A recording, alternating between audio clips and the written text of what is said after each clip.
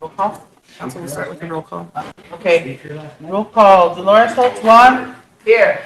Christopher Eaglebear. Todd Bearshield. Oh. Weston Cowboy Wright. Here. Stanley Woodknife Jr. Shell Hollowhorn Bear. Royal Yellowhawk. Robert Rathingleaf. Oh. Charles Gray Jr. William J. Marshall. Here. Wayne Frederick. Emily Boyd Belandra. Alvin Bearhill Sr. Sherry Wright Fink. Pamela Wilcox. Here. Lila Kildensight. Michael Bolt Sr. Here. William Kendall. Here. Ben Black Bear III. Oh. Marion Little Thunder. Yeah.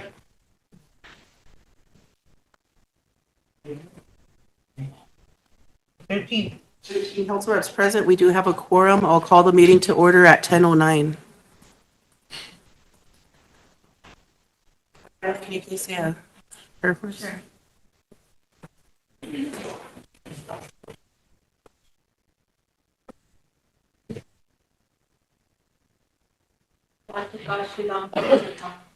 Kashila tela umniche oha pikta ahituwa yantina o ya pia kashila taku washte iwon glaka na taku iwon glaka pikilena oyate ti washte pikta yukantu kashila dona oyate ti wota kuya ti kuja na ish kashila okipshni na wakaija ki inja ogno pilapshni yukan. And now we chose on him about Tamaji, we talk poet Washila. Na dona Kashila Washigla umpi yuka, and na Yohila, we talk the lamb betuki. Oyo kishite krat Kashila and na war blessa, we chose on you walk, yeah. Ongathia, we talk poet Kashila. Na hena oyatiki, Daku washte, Ichuki the Yukon to Kashila Betukila. Yohila Donal O Basha Chamoki. We told Kachi wash there we track Jamina walk yet to Kashila walk Blaza. Wash it Kaka. You have own Yapia to Kashila. Eche Taku you have washed that then Oyate he had done to Kashila. Sania Wing to Kashila. Amitaku. Oh.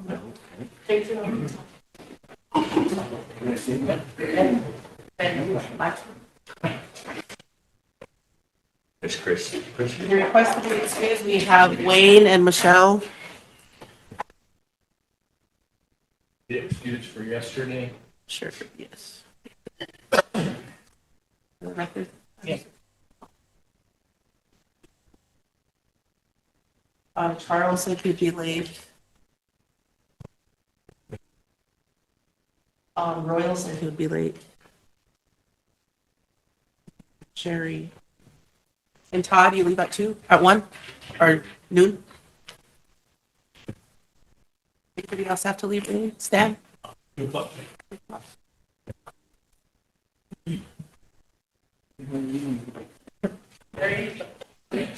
Marion at 3. Have you heard from Owen? I haven't heard. Request to be excused, Wayne and Michelle. Mr. Kindle has to be excused for yesterday. Today we'll have Royal, Charles, and Sherry will be late. Todd will be leaving at 12, Stan at 2 p.m., and Marion at 3. Any others? We haven't heard from Ellen. Entertain a motion to be excused. All right, Mike. Yep. Second. Moved by Totes, question by Bill, all in favor.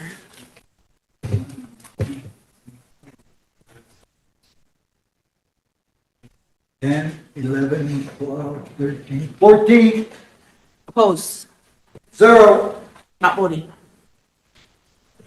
1. Had his hand up again. I had his hand up. 0. Did you vote in favor? Yeah. I did. 14-0-1, or 0-0. 0.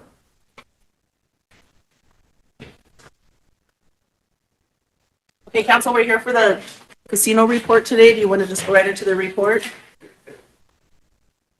Madam Chair, Yes. I'm just a ruling now, are we still, being that we adjourned yesterday, that meeting is still, to be continued until we end it? Am I understanding? What we're going to do today is we're going to start with the casino agenda, Right. and then we'll adjourn that, and then we'll go into, Read up a piece of what I consider unfinished business from yesterday. yeah. Then after the casino report, we'll go ahead and go into the yesterday's agenda. Okay. Kindle. Oh, Madam Chair, at the bottom of the agenda here, may I add Swift Bear Community? Yes.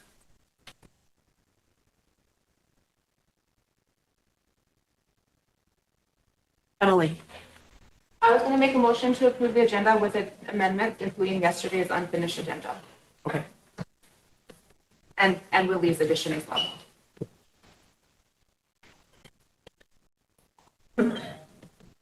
I'll second. Including yesterday's full agenda. Okay. Or unfinished, whatever we do.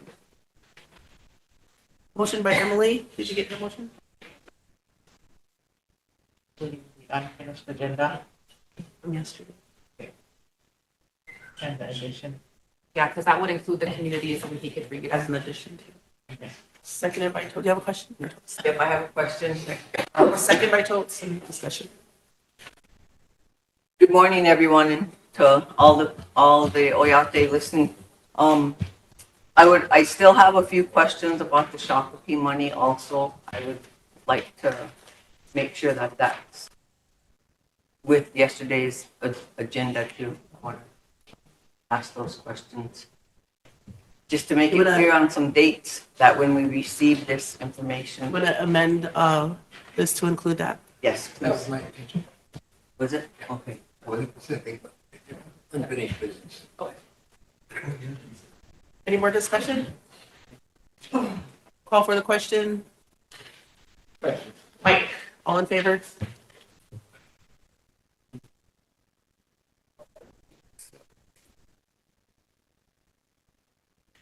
Fourteen, Opposed? zero, Not voted. zero. Motion carried. We'll go ahead and get started with the casino.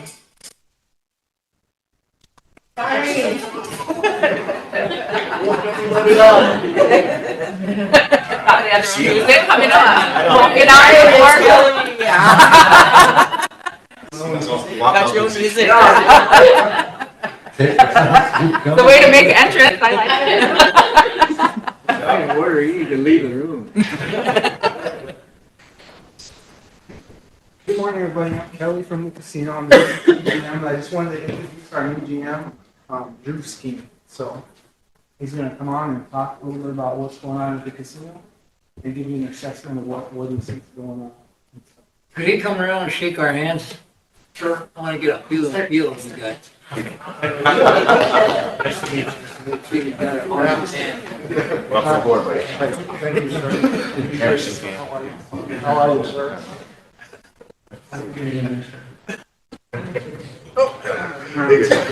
Good morning. Nice to meet you. Welcome. good morning, sir. I need to check out your grip. Yeah. You gotta get it. I'll be careful. I'll be careful. how I do Good it. morning. Good to see you. Thanks, Kelly. How you doing? Good morning. Shake your hands and look at us. Good morning. I'm Randy.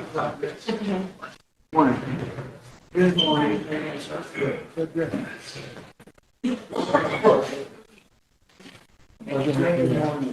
Nice to meet you.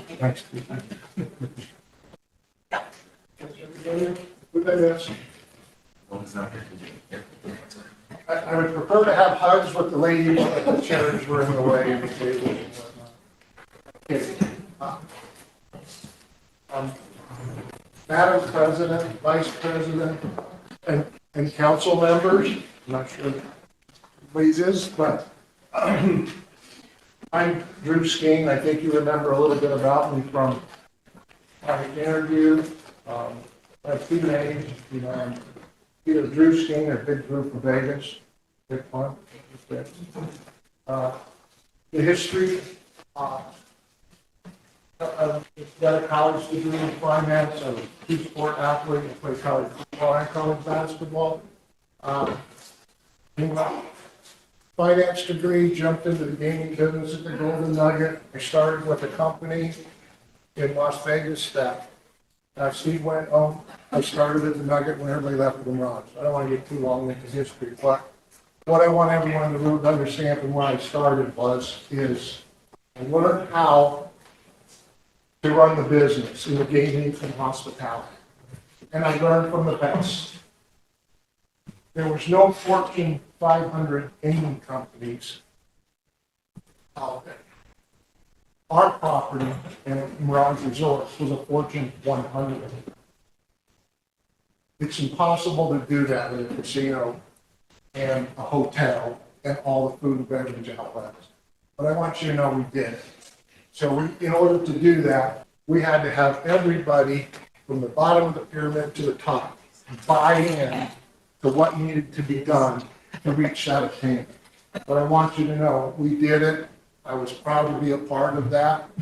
I can be grateful that I learned the business from the right person, the right way when I started my career. So that's basically a little bit about my current career. And as you know, this is number 14 for me.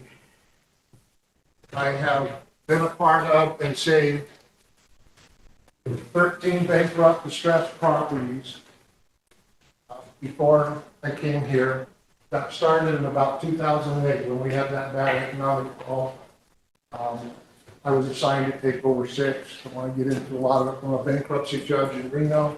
I go to Gaming Control Board, get a license, and I took over 6 bankrupt properties in 08 and 09. We know how bad it was. So this has definitely been an interesting experience for me, looking at everything from the past 5 weeks. We just got financials done yesterday, so I haven't had a lot of information prior 6 months to really go off from. So I'm going off our current status, what I can see, what I foresee.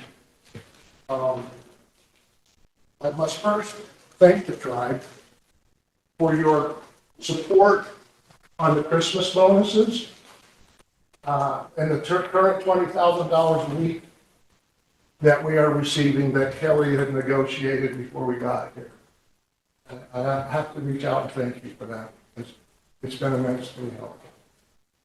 Okay.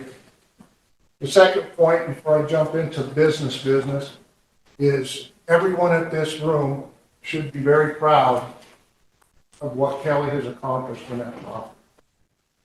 Okay, that property has, it's been managed chaos as far as having a stack of bills and only a few checks to pay it.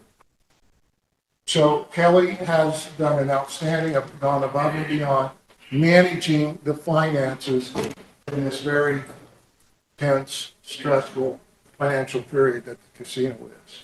So I want to make sure I publicly thank Kelly for what he has done and let him know what an integral part he was to keeping that property going to flow. Okay, let's start talking business. I'm going to touch real quick on revenue. We had a record New Year's drop. That was the biggest drop in win we've had since you gave away a Ford Raptor truck. I don't know how many years. New Year's Eve was fantastic. The property has experienced in the last 3 or 4 weeks some large payouts. We've had progressives in the casino at 10, 13, 16, and 19 in the last 3 weeks.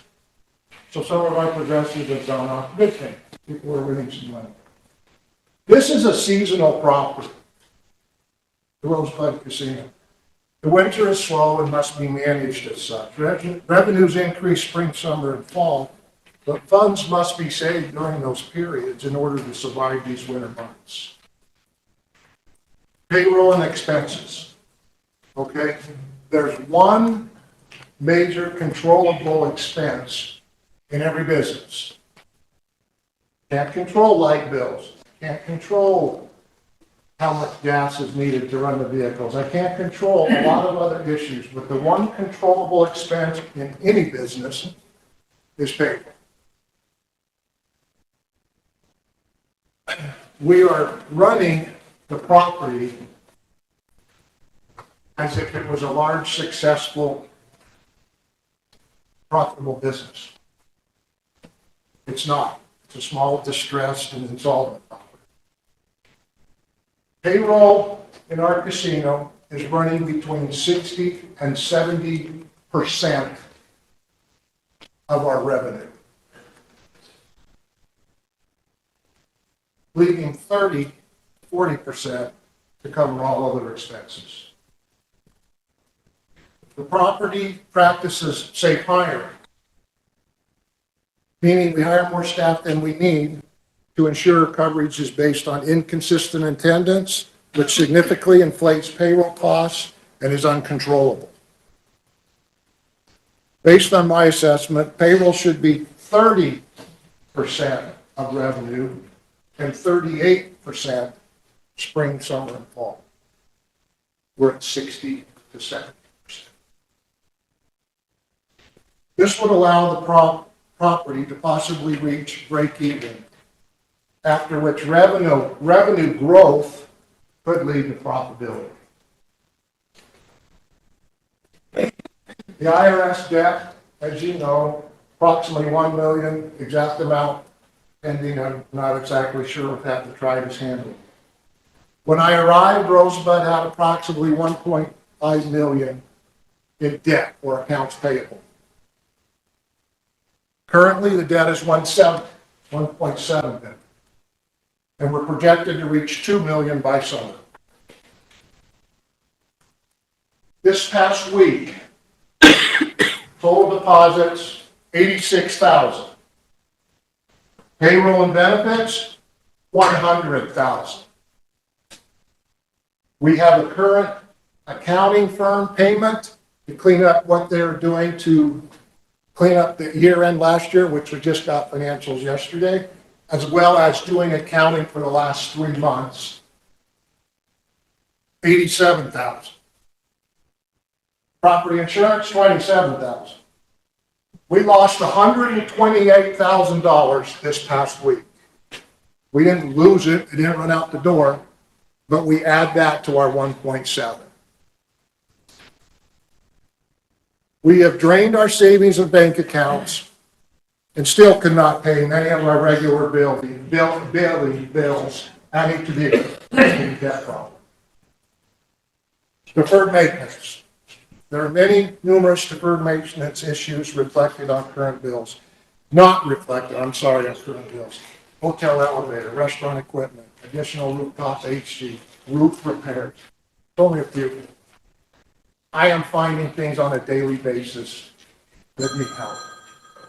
Okay? Not me, I know I can't. The same ring though. So, let's talk briefly. I apologize. I thought I turned them all off. Okay, food and beverage. We'll touch on it real quick. Food and beverage is in a rebuilding phase. Pretty much non-existent when I got here. We had a snack bar that was open maybe 5 shifts a week instead of 12 shifts a week. Okay? We're struggling. The deli. People play where they eat, and they eat where they play. Casino operations. Table games does not generate a profit, but I recommend keeping some because it is an amenity. Amenity means people that will only come to that property to play a little poker or little table games, or they would not come at all. So if I can improve other areas, food, beverage, whatever, I can gain some real revenue. But it's an amenity, it's not a revenue source. You're not big enough. Yeah, we're not capable of making money tables. Slot operation and vendor risk. When I arrived, Aristocrat had scheduled to remove their machines yesterday.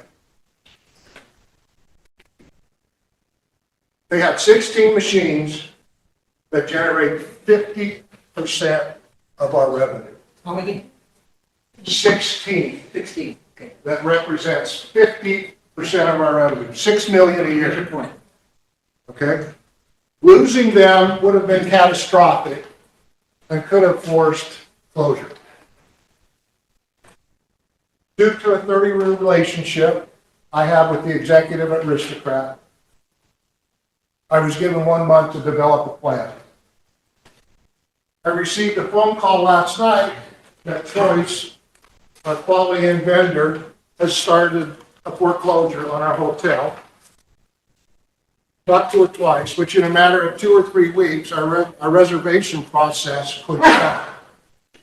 Thus, shutting down the hotel. Balance $68,329. I will negotiate a payment plan. Just want you to understand. Immediate need, 500,000 emergency line of credit to pay down some overdue balances and just keep the casino open. Other vendors, Cummins Allison, our currency counter and Tito machine, counts the money every night we bring out of the boxes.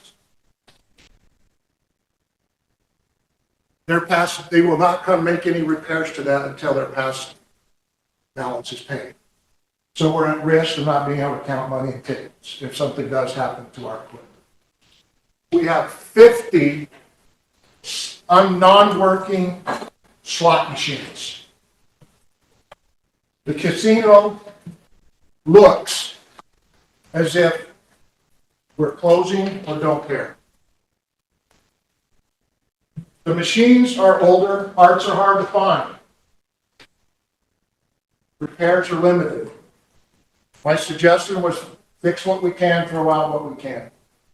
The most experienced top slot technician is leaving in February, adding more to the situation. I contacted 3 Las Vegas companies for their assistance.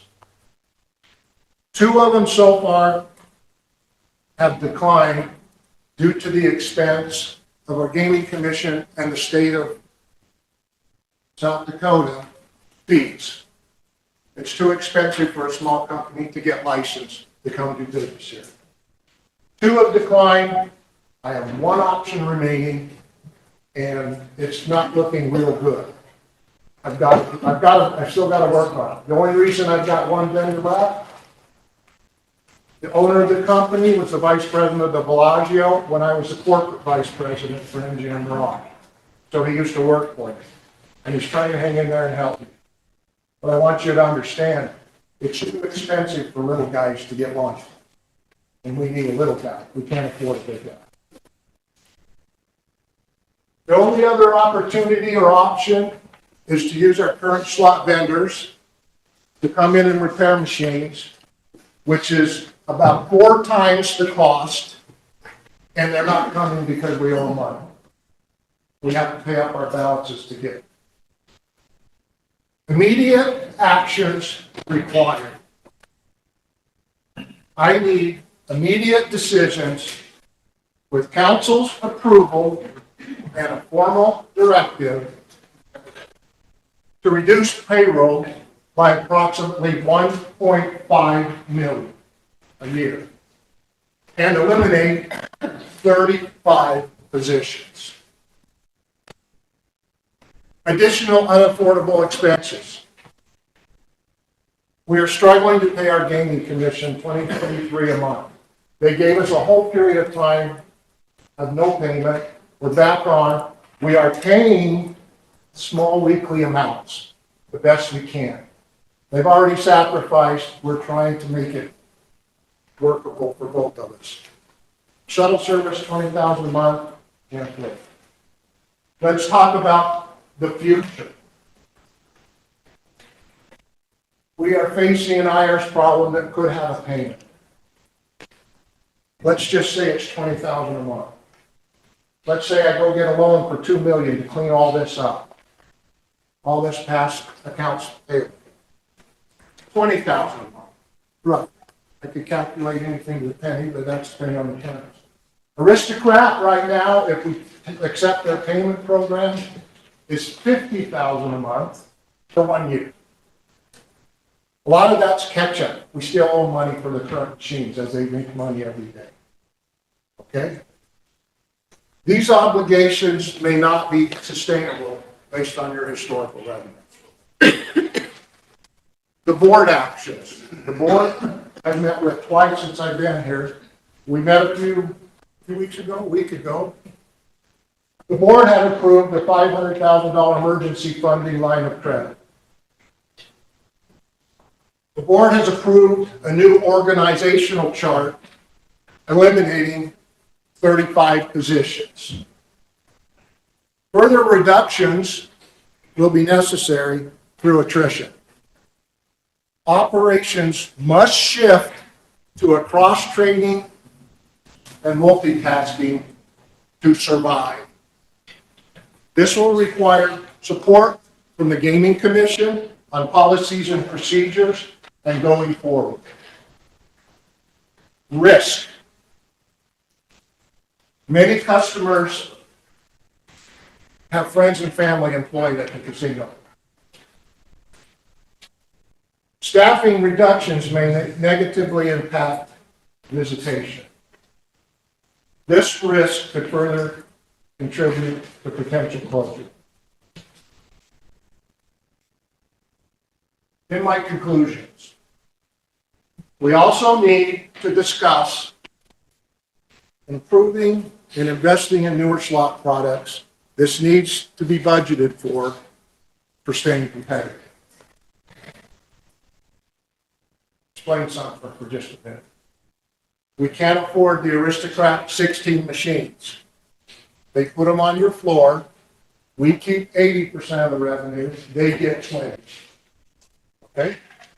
We have got to get to a position, which I have in my third vendor that may not have the affordability to get licensed, where we buy some used machines that we own that are newer, more attractive things to shift some of that play off those Aristocrat machines that we're paying 20% on over to there.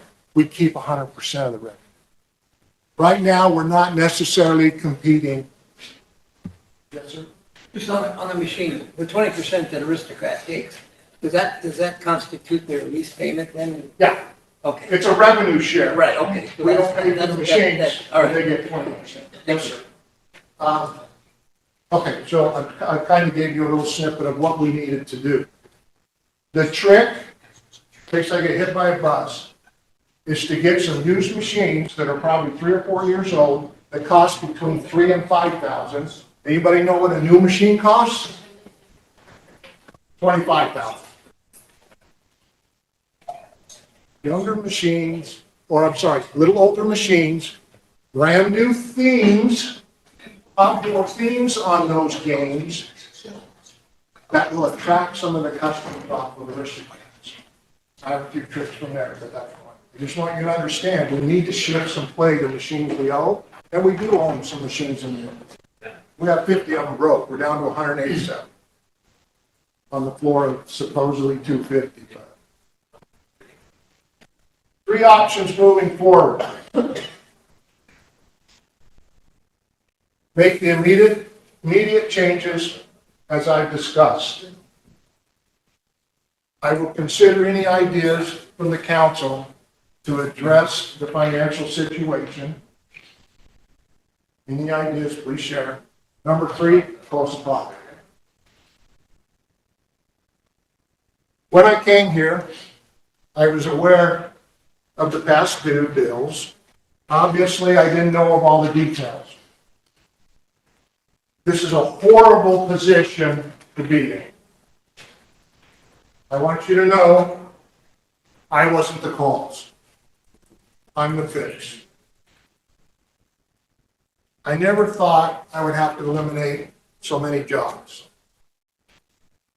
I'm still asking myself if I even want to go through this.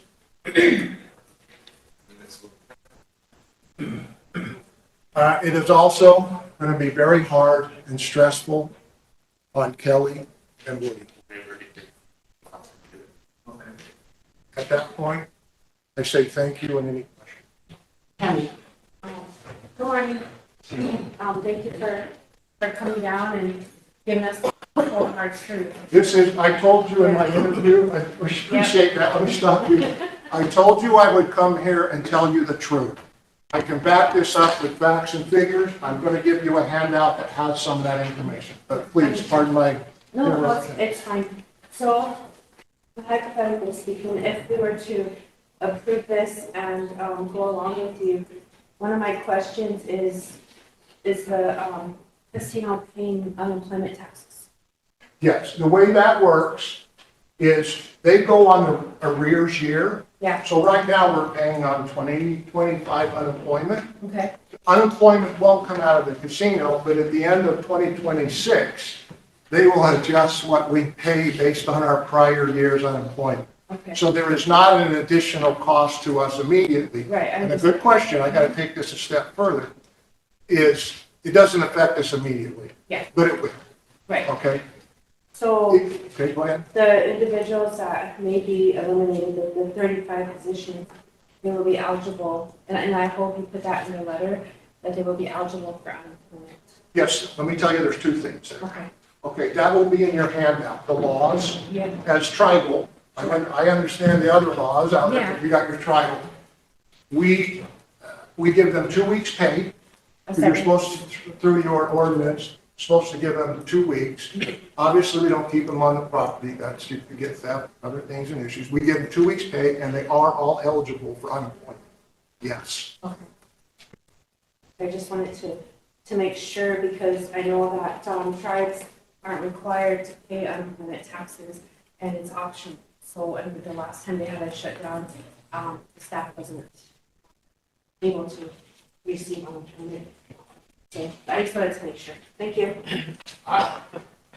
As many conversations we've had with Kurt, our attorney, that part did not come up. They're eligible to the best of my knowledge. They are eligible. Yeah, they are To the eligible. best of my knowledge, they're eligible. Once we pay it. That's what I'm saying, because last time it wasn't paid, so. Well, and we're gonna have to catch up later, Yeah. next year, we have to deal with that. That's one thing we deal with. But currently, the 2 weeks paid, we pay, and also PTO and vacation, yeah. We have to clean everything up, right? Yeah. PTO and vacation, everything has to be paid up. And we have a sheet Woody prepared that you also can get Cobra insurance and all that information. So good question. Some of that's in the handout.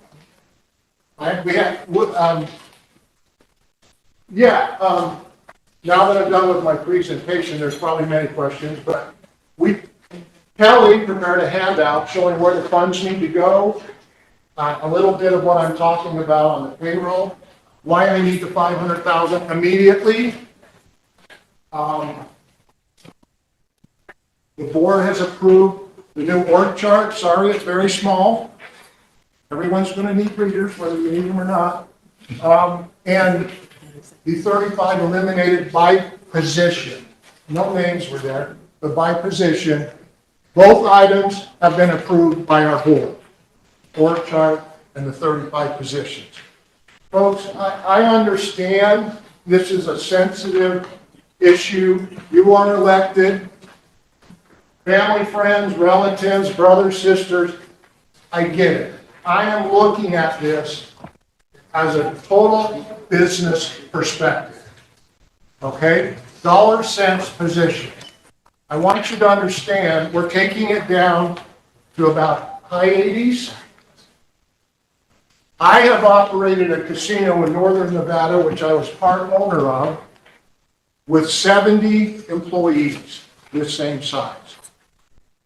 We eventually need to get to that. Yes, ma'am. Thank you. Welcome. Thank you. Sorry, wait till the gentleman out there. I first wanted to start.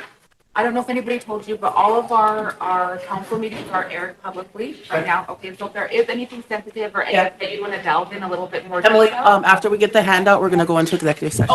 Okay, so that's what I was just prefacing. If any of our questions need a little bit more, Thank you. please let us know. Thank So you. that Go we ahead and declare us an executive. Also, I just also wanted to have an honest, open conversation, and I didn't know if you were aware of that. So that's what I wanted to start with. I understood we were on YouTube or something, but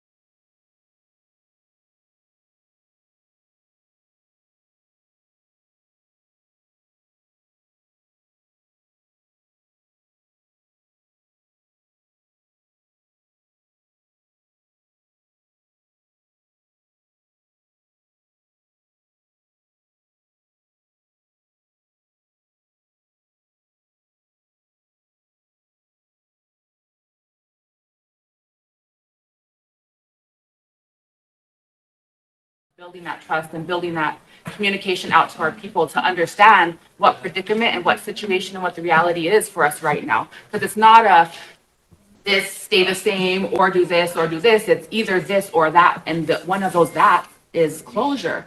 So I really wanted to say like that's where we find ourselves. And if some of the risk stuff that you mentioned earlier, I think we all have to be real with ourselves. Okay, thank you. Is how can we do that? And that's why I wanted to stress the importance of going back on air for this part of it, is because our people would then feel like they understand why we're making the decisions, that it's not just you, that it's not just the money, that it's not just whatever. The reality is closure or this.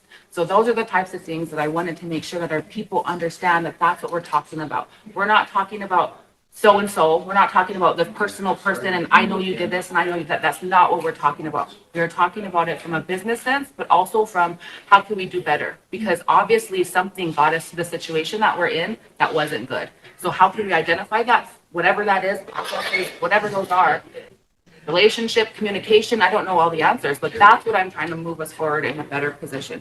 And so I don't know if that's something, I'm assuming that's why you asked for support from council, because that risk that you mentioned earlier, in my opinion, would help mitigate that risk because the communication is forthright, upfront, and honest.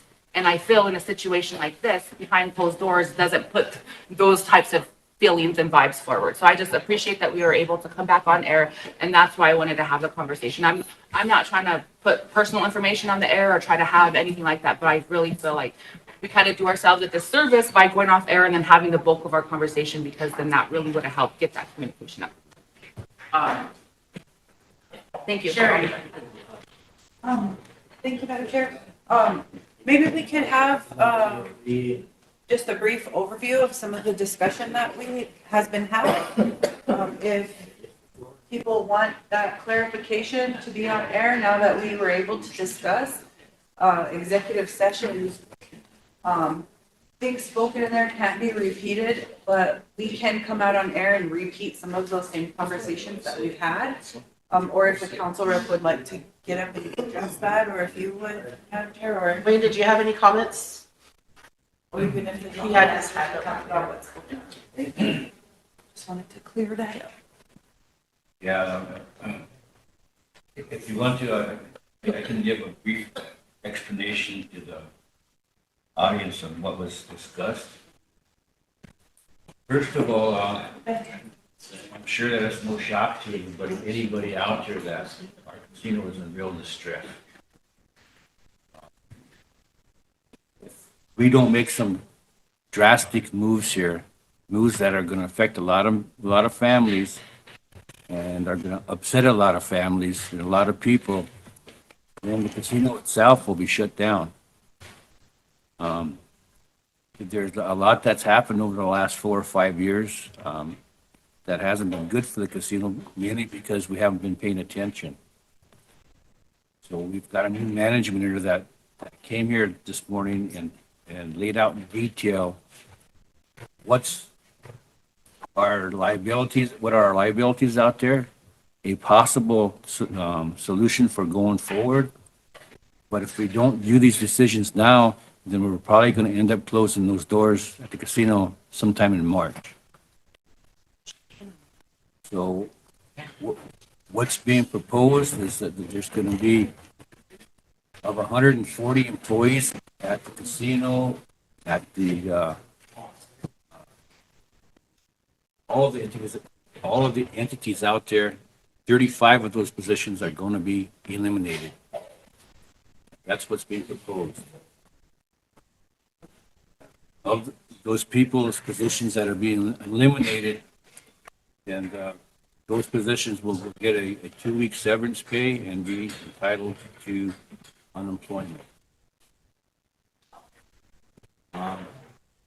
The tribe's going to have to come up with approximately $500,000 to help current management negotiate existing debts we have with our machine companies and some of our other contractors that are required to keep the doors open. So that's another decision the tribal council has to make today. Um, going forward here, everybody in the council administration, everybody at the casino has to understand that if we're not frugal here, if we don't make these steps here, then everybody's affected. Right now, we're talking about 35 families, which is enormous and it's tragic. We could eventually be talking about 140. And the other thing that hasn't even been talked about here that I want to bring up is if we get to the point, like even today, you said, enough is enough, we're going to close the doors. That does not stop the bleeding for the tribe. We have a massive structure out there, a massive structure that we're going to have to deal with. Maintenance, the upkeep, just to keep the electricity on, the insurance, all that stuff is going to cost us $25,000 a month just to deal with that. So just by closing the doors does not stop the bleeding. So right now, it's very important that we take all necessary steps to keep it open. And again, it's not I was not a part of any of that stuff that happened. The current management was not, the current council was not. So these hard decisions that are going to be made today, I would really ask that the people understand why these decisions were made. It's not just for the benefit of one person or one family or 10, whatever. It's for the benefit of all the people of the tribe. I feel terrible that this has to be made today because it's going to wear hard on all of you. It's going to have a big, huge impact on all of us. I just want the people to know that what was discussed was not good at all. My comments. Maybe somebody else can further explain what was discussed, but my comments. Thank you. Chris, do you want to add anything? Board member? Yeah. Just brief before we went into executive, Mr. Skeen here, General Manager, kind of briefly touched on the conversation that essentially is what our options are going forward, which were to, as he said, support the 35 that are going to be that we're going to remove, or close the whole facility, which would remove 145 employees. Those were our two options. And everything that we do, one of the things I also want to bring forward to is that the decision that we're making isn't based off of who's who or what's what. It's simply just a simple business decision that's right for the casino and right for the Rosebud Sioux tribe as a whole. Everything that was made into everything that's going to come forward, the general manager and some of the board members, myself included, will be a part of a meeting with 35. So those of you that are, I guess in about a week from now or a few days from now, we'll have a meeting out to the casino, and then that's when we'll know more about it, and we can go into further details with the employees that are going to be unemployed. But with that, I also want to say something too. For the future, for the employees that are going to be unemployed at the casino, there are vacancies with the tribe. There are a lot of vacancies with the tribe. And I believe that this is an opportunity to, it may come from left field, but it's an opportunity to start looking at these other aspects within the tribe to have work. They're just foods for thoughts, but I do know that we have a lot of vacant positions open within the tribe that we can try to help out with too. Any other comments? Okay, we'll go to action items. What did you need? For, if you're talking about action items for my part, the only thing I would need is maybe a motion from the body allowing me to, cash in those certificates of deposit that we have down to the Bank of the West. Purchase new certificates of deposit with the original $3 million investment so that our original investment stays the same. And allocate the earnings that we've made off those CDs toward the casino for the request for the $500,000. It's not going to be a total of $500,000, but the earnings are like close to $440,000. That way we can help the casino, but still maintain our original investment.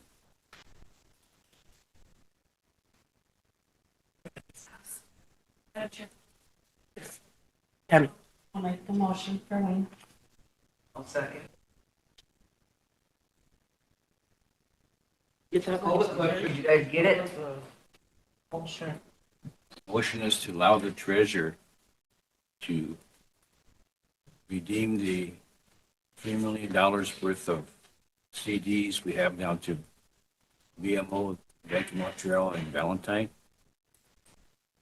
Reinvest the original $3 million into new CDs and allocate the earnings that we've made off those CDs to the casino for their operational expenses.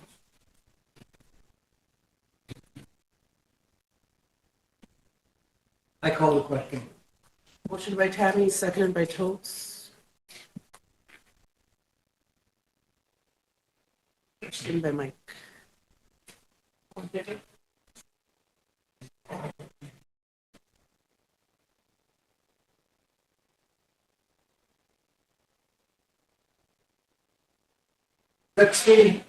Opposed?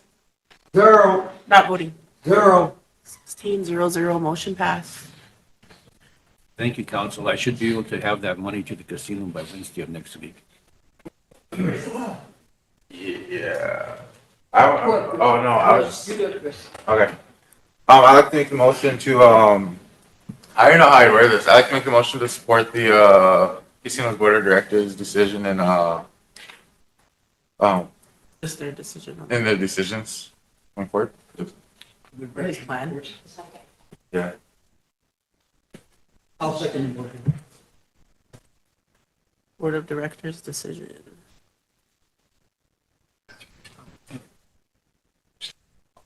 So is that on, you want me to specifically say on your plan? Would that be sufficient enough, just to say? We're talking about the 35. Yeah. Because the plan's plan, but the immediate plan was the 35. I'd like to support the immediate plan. Board of Decisions immediate plan? Yeah, was to Yeah. reduce 35. Okay, we'll just be specific with it. I make a motion to support, support the board of, directors' immediate decision to reduce, the payroll. Yeah, reduce the payroll, or reduce the reduction of force at the casino. Okay. Mike already seconded it, or no, we'll second by Marion. Sure. So before we vote on that, is there a chance that these individuals that are going to be let go, is there a chance at a later date when we start seeing a profit in the casino that they have a chance to get their jobs back in a different area?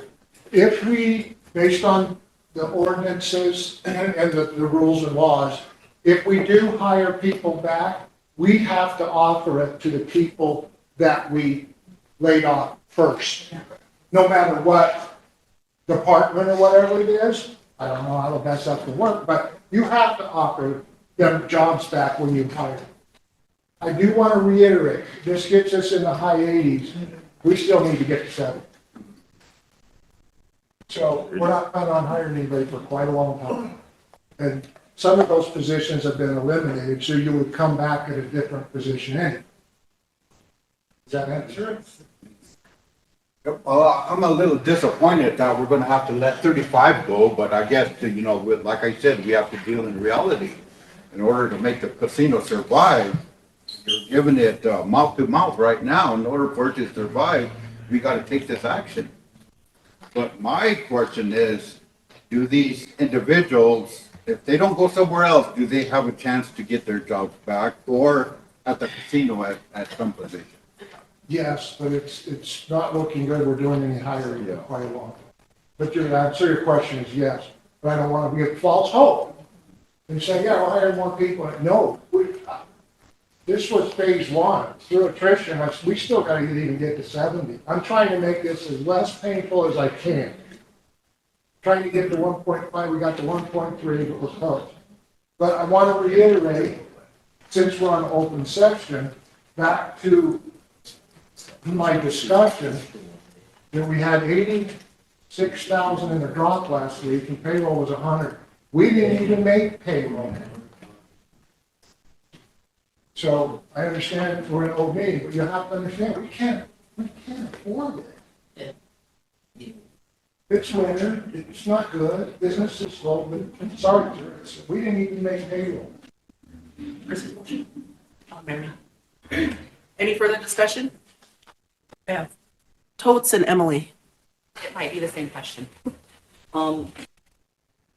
The ones that are gonna get laid off, they do have the opportunity to get on unemployment. Now, with the 2-week severance pay, are they allowed to request a transfer into one of our open positions, or do they have to apply? Okay, they have to apply? Okay, that's what I wanted to check. So they'll have to apply for it being a So it's a separate different entity. entity? It's a Yep, different okay, entity. right, okay. Emily. That was gonna be my question, is if there's any way we could have the casino HR work with our HR to identify anything where they might be eligible for. Tammy.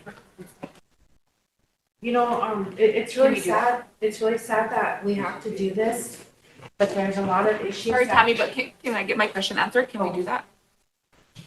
No, I don't think so because it's a different entity. No, I wasn't asking for a transfer. I was asking if we can add that to the motion that the two HR departments at least offer something. That could be a separate motion from this one.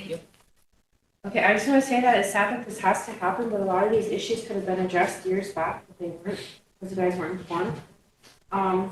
But keep in mind that, you know, there's other individuals out there that that our own tribal programs were absorbed under other programs, and we never offered them a transfer when they were ripped.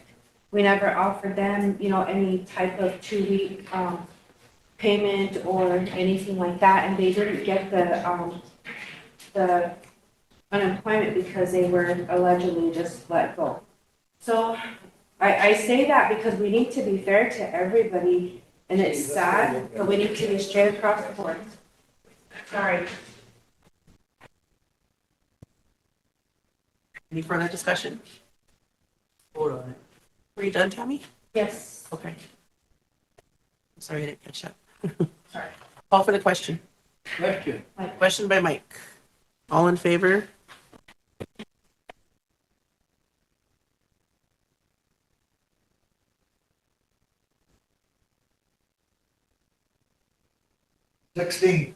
Opposed?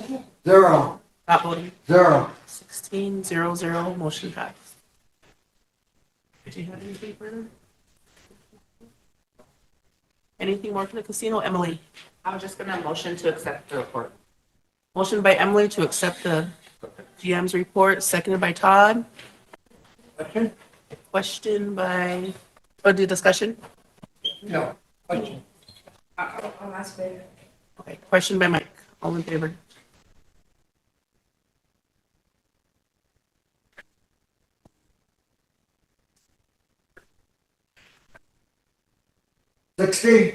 Opposed? 0, Not voting. 0. I have Emily and Todd. I was wondering if I could make that motion from earlier, asking the casino HR to work with our tribal HR in identifying any areas regarding employment, I guess. I know legally we can't offer a transfer, but I just wanted to offer the employees some assistance between the two HRs, identifying areas that they're eligible for or something like that. but just the motion would be to have the two HR departments work with the employees. Motion by Emily, is there a second? Second by Sherry. Any discussion? Question by Totes. All in favor?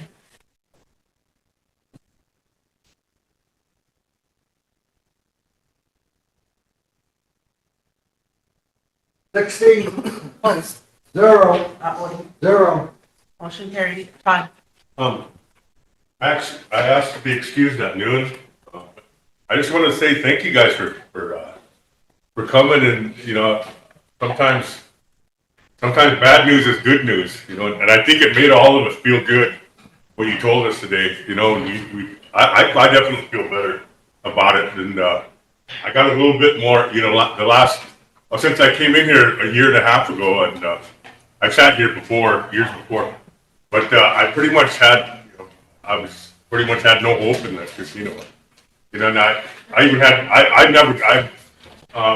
like Mike, I was sitting here, and Willie Kendall, we were sitting here when that got started in 92, 91 or something, and I was really pumped up about it, and then, you know, but when I come back here this last year and a half, I had to go out there and just kind of look at things, and it was, you know, it just wasn't the same, and I lost hope, and I never really had interest in it after that. But gee, today I got, you know, I had some interest in me, and it's thank you for coming. And like I said, sometimes bad news is good news, and I know it made all of us feel better, you know. And but I just wanted to say that, and thanks for telling us the truth. And the previous guys just, you know, never weren't up front with us, and I like I said, I'm excited about it again. You know, just sitting here listening to everything. And so, but thanks a lot. And I'm sorry, my son's got a dentist appointment at 3 in Gregory.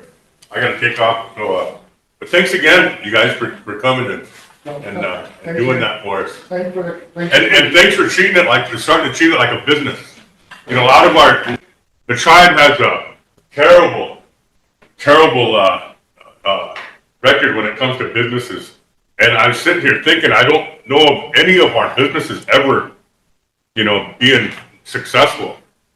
I don't think any of them. I can't name one.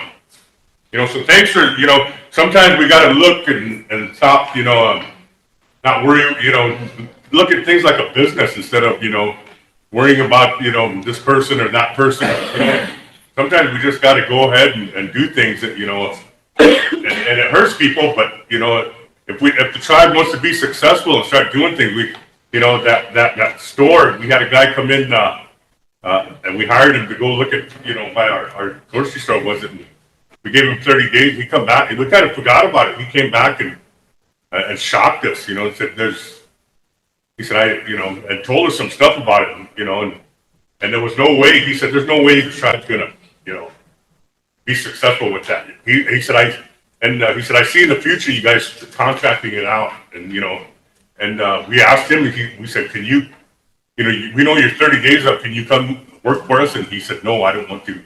He said, I don't want that job. He said, it's not, he said, I take on jobs where I can make it successful. And he said, that's, you guys think, and you know, he told the future, you know, and so it was, I'm glad you guys, you're going to treat it like a business, though. You know, thank you. You're welcome, sir. Lila? Oh, it was Hope. Just wanted to thank you too for coming and being honest and open with us. But this announcement has nothing to do with the casino. I was supposed to announce it earlier, and I didn't realize that we were off the air. But they're doing food boxes informally in Rosebud right now, and they started at 11 o'clock because there was a miscommunication. So that's where the food boxes are right now. Thank you. Thank you, council. Lila and Jerry. Thank you. As I'm sitting here, I've got some messages about, kind of, this isn't about the casino, but on the offside of, the HR for people who have applied for jobs and who have still not gotten responses about positions they applied. So it's like, well, so does that mean we're not going to be considered anymore and the casino is going to take the jobs? No. You know, we really have to look at our be better about advertising our jobs. We really have a serious HR problem because we're not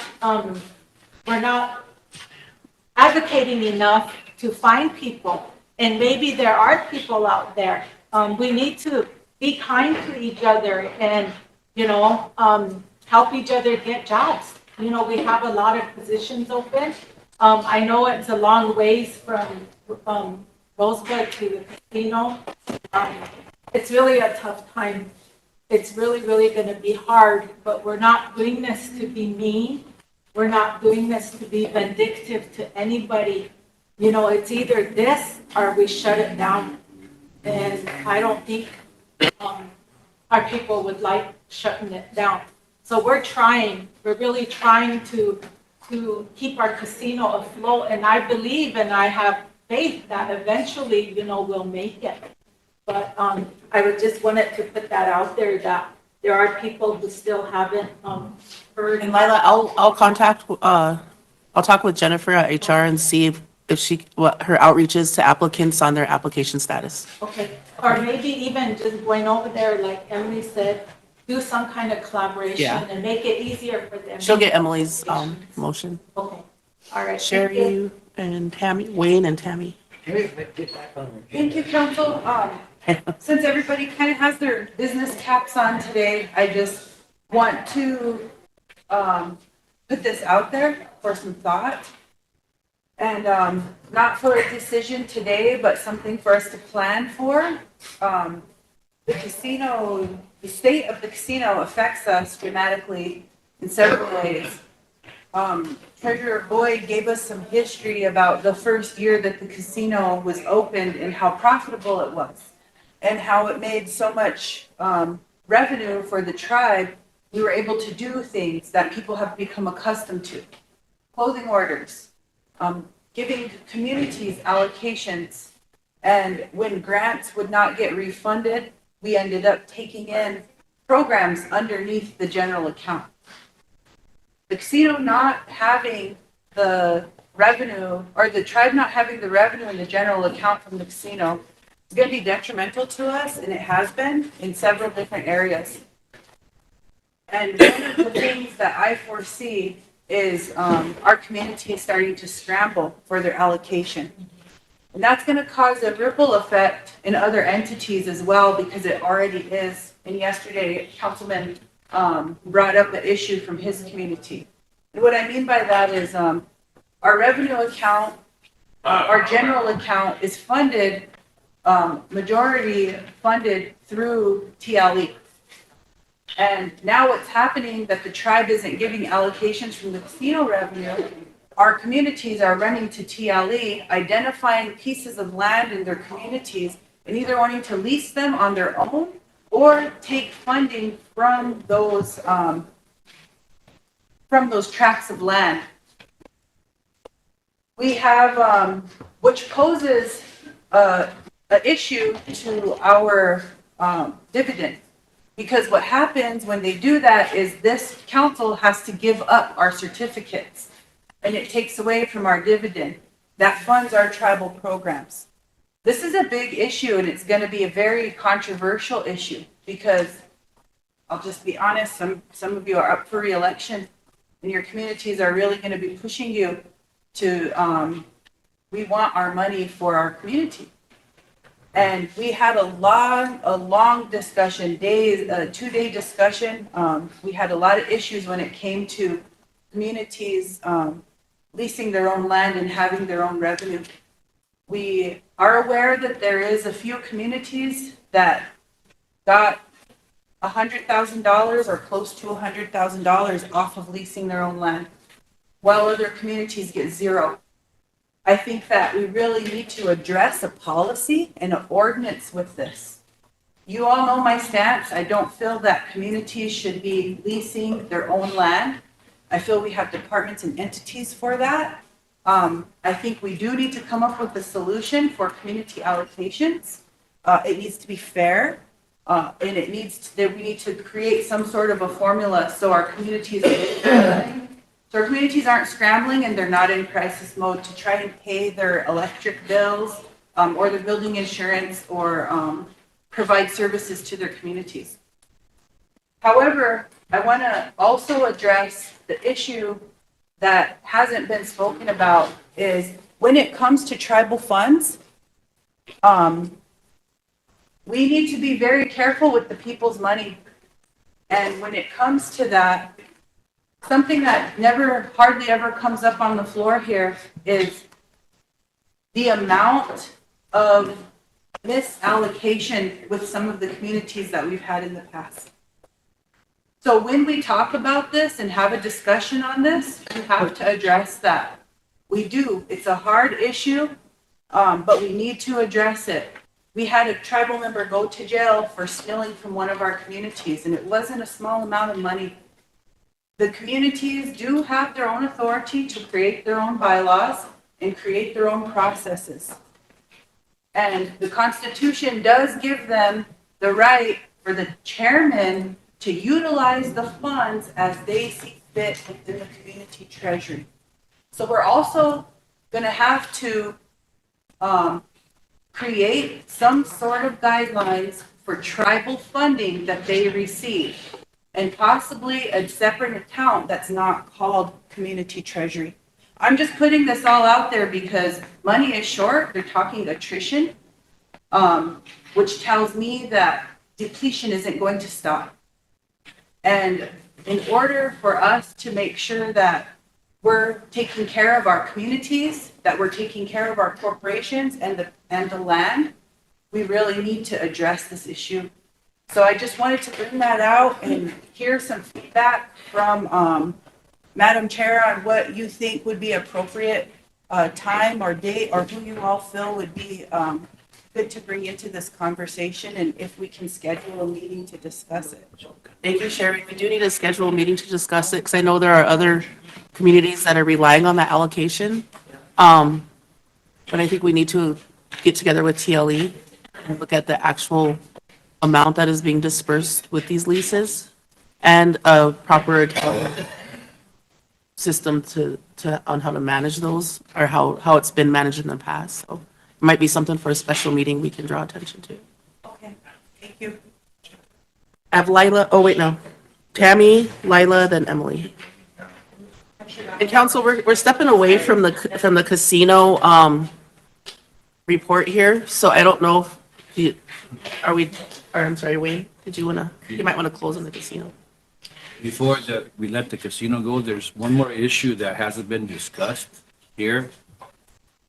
It's a proposal from the board of directors and the management that we terminate our existing contract for the shuttle.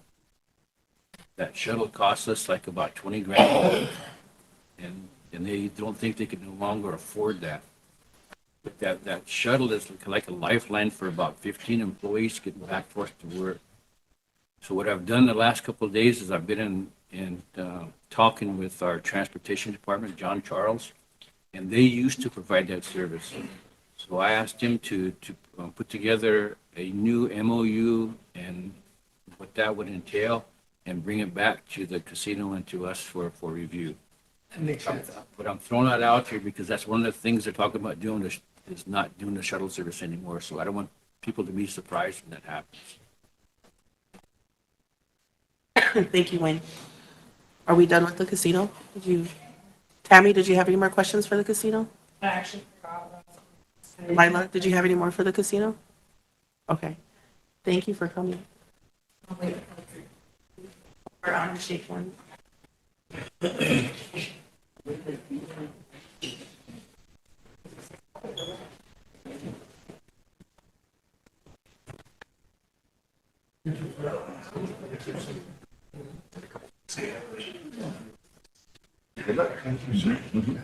Madam Chair, can we have lunch? Yeah. Ready out there. Tomorrow, I gotta come to you. Schedule a meeting for the TLE. Madam Chair, I still had my hand up earlier. I wanted to address something that Sherry had mentioned about a special meeting. We'll discuss that. I still had my hand up. Could I have the floor when we're done? I have Tammy and Lila. but I didn't have your hand up. I didn't see Yeah, it. she looked right at me and said, it's Tammy Lilo than you. Okay. Oh, I'm sorry. I didn't write it down. I remember. Thank you.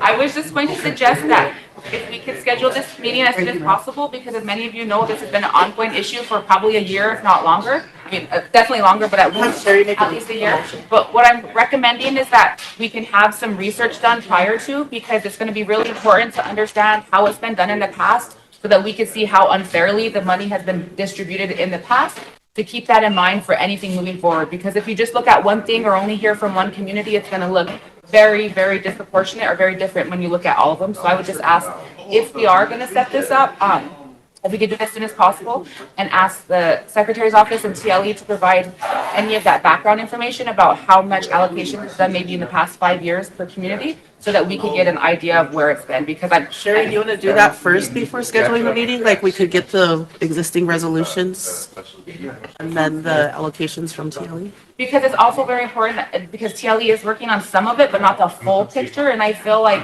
policy is really needed on all level, and not only for the land allocations themselves, but to keep it fair, because as Sherry mentioned, we currently right now do not have adequate and fair distribution evenly with the system that we have right now. We also don't have full, true accountability and transparency with the current funding, and so that, expands to a bigger conversation that we should have been having about smart spending and budgeting in this time of crisis. So I just wanted to say that needs to happen as soon as possible and ongoing. Thank you. Madam Did Chair, we, hold on, one second. Did you want to get that information first before? Yeah, I'll put it in a motion, or if Emily wanted to put it in. Okay, we can do that later. For like TLE and Secretary's Office to work together and get, okay. We could do that after lunch. Lila. Council, I just wanted to bring something up as we're getting into this situation of what the cause and effects of what's going to happen with the casino right now. One of my primary concerns right now is how we're going to help people with their doctor appointments. And we need to look at the line item with the social services and all that, because communities help with appointments too. And then, it's really a hardship for our people when they have a doctor's appointment. And sometimes, they're not able to make them. They're, there's just things that happen. And we need to look at those policies, and we need to vamp them up or do something so we can, that should be a priority. Our healthcare and getting our people seeing where they need to see. That's something that, we can't control, and their health is a priority. And what are we gonna do without, having the left hand help the right hand? These things are really gonna affect the people out there. And aside from everything else, we chose Ani. That is crucial for our people. And we're looking at a lot of hardship. And we have tried, maybe down the line when we have another meeting or something, we need to take a look at that and maybe bring down the social service people and include them in these discussions, because that's going to take a hit.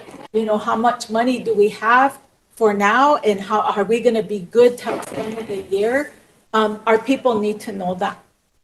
And the allocations, the money with TLE, we are working on those policies, but that'll be good for that motion, Sherry, so we can have the whole picture of, the land issues. It's also important to, somewhere down the line, we need to communicate with CPA. We need to have these discussions, because that group is the people, basically. We represent our communities, but there's that organization, and, all the communities aren't getting anything. Some get a lot, some don't. And we try to be fair. We try to work on fairness and give everybody something because la way, that's just how we are. We share. We want to expand, anything that comes into the tribe. We want it to reach everybody as much as we can. And because of what's happening today, these are those days that they warned us about, and now we're there. And we have to find ways. We got to collaborate. We have to, work together. We have to find ways to reach out to our people. I worry for our young people, as it is, they have a hard time, our young families, and so this is an area that, I think we need to include in our discussions the reality of, the medical appointments. And, just to be real that, do we all know that we're okay till the end of the year and all that? So I just wanted to mention that, it's real unfortunate. My mind's spinning right now, spinning in ways like, how are we gonna, but we can do it. We can do it. We have good workers. We have good people here who will, extend their hand out. It's good to know you're working with John Charles, to look at transportation. So there are options, so, sometimes we have to do those things, but I know that all of us have our hearts here with the people and we'll make something happen. So, Hilamayam. Thank you, Laila. We'll go ahead and break for lunch. I think SNETP's Are you here. gonna get people back? Mike, or I have Tammy down first. Yeah. Emily and Before all the time. I have you down. I have you getting the floor 8 times because I've been circling your name every time you come down. Tammy, Okay, and then Ben. really quick, council, It's always more than 3 minutes. I would like to entertain a motion to have a report provided from the HR director on how long the jobs are advertised as open until filled and the amount of applications for each position from the date of advertisement. Go back to 2020, which is the past now, so 5 years, 2020 to 2025. And until they're actually closed or not. Okay, motion to have a report from the HR director on open until filled jobs. Yep. Okay, I'll second. jobs and what was the rest of it? I'll give her the motion. I'm gonna have her repeat it. So. What did you say, 5 years? Yeah.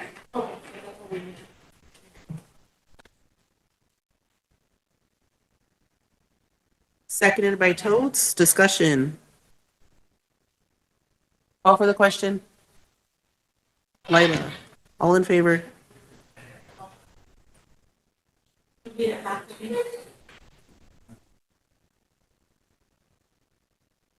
Fourteen, Opposed? 0, Not voting? 1. 1401, motion passed. Can I read back my motion? Do you want me to read it back? Yes. Okay. Motion to have a report provided from the HR director on how long the jobs are advertised as open until filled and the amount of applications for each position. From the date of advertisement to if and when they are closed or not. And we go back to 2020 to the present date. And I made that motion because ever since COVID, the shutdown, a lot of these programs will advertise as open until filled. And a lot of times I get a lot of calls saying, you know what, I put in for this application and then a whole year later, they still haven't heard anything, but that position is still advertised as open until filled. So I think, and I think I said this yesterday, and I believe I said it either in personnel or on council, that our positions need to start having a closing date as what the personnel manual says, unless there's something like law enforcement or something that's always open. But that's my opinion, and I really hope that they start closing these positions and giving our tribal members a right to work. Thank you, Tammy. Thank you. Okay, let's take an hour lunch break. Ben? Just a quick one. I haven't, was kind of concerned. I haven't seen it on here, and I don't know if it was discussed yesterday, but I was wondering what we are doing as a council, but also to recognize our employee who passed away for 32 years in the enrollment. I haven't heard anything, so I'm kind of curious of what's going to happen. I know they just came out with her arrangement, so somebody who's been working for the tribe for 32 years, I think you should have some kind of something Yeah. for that. Because again, that's a long time, and just to not mention it or to even have them on here on our agenda is kind of disrespectful. So I want to make sure that we want to make sure that we mention that to people. So, but that's what I want to do. Yeah, that's what I'm saying too. So if we can make give them something to their family, make a donation for either monetary donations. 500 monetary donation to the Caroline Horse Licking's family for yes. So did you see the email from, You want to call it? Yeah. do we want to donate to their dinner, so it's all from the tribe? That could be. Friday night dinner? That could be what it is too. So we'll just family, to the family to help them with any type of assistance. I think so. That's what I mean, only because I know it wasn't on the agenda, nor have we brought it up. And I mean, I don't want to just let somebody go for that. We usually give them a monetary donation just to help with the funeral services, but I know like my office, and I don't know if Madam Secretary, you're gonna do an open PO. Yeah. For their, like, at Allstop or something where they can help for the dinner. So I don't know if you want to do that and do a PO. Sure. Out of council donation. Sure. I would make that motion to help the family for that purpose, to do the 500 and an open, and also open PO. How much do you want the PO for? 500? Question? Who's second? You guys want to include a quilt and flower arrangement? Yeah. Purple and turquoise, what's your favorite color? And then Madam Secretary, can you work on that for council? Thank you. Thanks. Yeah, just wanted to bring that up so that way we're aware that one of our employees is, so we can recognize our employees as they try. Madam Secretary is going to need a name for the check, so you can get back to her. Seconded by Totes. All in favor? Or question, I'm sorry, I need a question. By Lila. All in favor?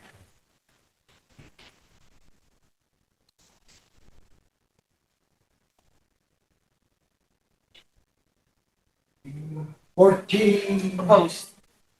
Not voting? 1401, motion passed. Thank you, Council. Okay, council, are you ready to go on lunch? Let's do that, all right. Yeah. Well, we'll take an hour lunch. Are they here? Yeah, they're outside. Okay, let's take a break and then I'm gonna do that. Have them come in, one minute. They start up outside. I know, but have.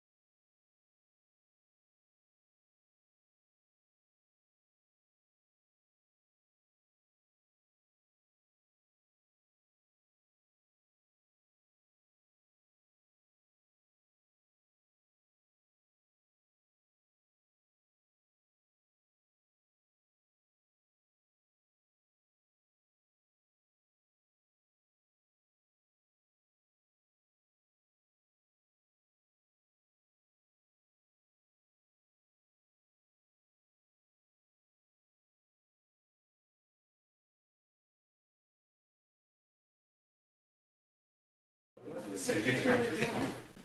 sit down, or you? Yeah.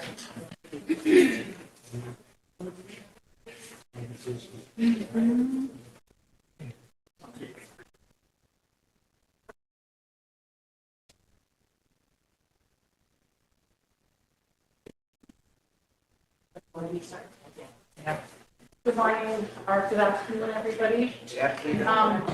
I gave you guys a handout. This was our, the cover of our, Night Attack, conference book. And in the conference, book, they highlighted all the, individuals that received awards. And I submitted names for 4 different awards that are available. And out of the 4 names that I submitted, I was notified, that Tosh Rivers got one of the outstanding participant awards, and Alexis Whitehat got our Alice Big Pond Road Memorial Award. So, they got honored at the Minor Tech Conference, but I wanted to do something local for them. And so, I would like to ask Alexis if she wants to say anything and just, say about her experience there. And I attached, her award letter. And then she's also a Native Nation Rebuilders, cohort 13 member. So, kami dati api, Alexis Whitehat imacho api na iuman kang dewa and you api. So I agree you with a heartful handshake. My name is Alexis Whitehat and I come from the St. Francis community in the Oshkosh Way. It's an honor being here today, and it was an honor receiving the Alice Big Pond Roach Award. When I did my research on Alice, she did a lot of work towards workforce development, not only in her community, but in all Native communities. And so it felt like an honor to receive that award. I am the youth internship coordinator at Sichonguko under the Learning and Development Department. And I focus on youth internships and building up workforce development training for 16 to 24-year-olds, and then also run a college internship for SU students. Going to Nine Tech, it was my first year attending, so it was really eye-opening to see so many different tribes coming together, talking and working towards creating a future for workforce development in Native communities. I didn't know what that was before I started working in my position, but now that I know what it is, I know it's super vital, especially for our tribe in the future, knowing that our young people are receiving training, hands-on experiences around workforce development, community service, leadership. So I just want to thank Lori and SNTP for nominating me for the award, and yeah, thank you.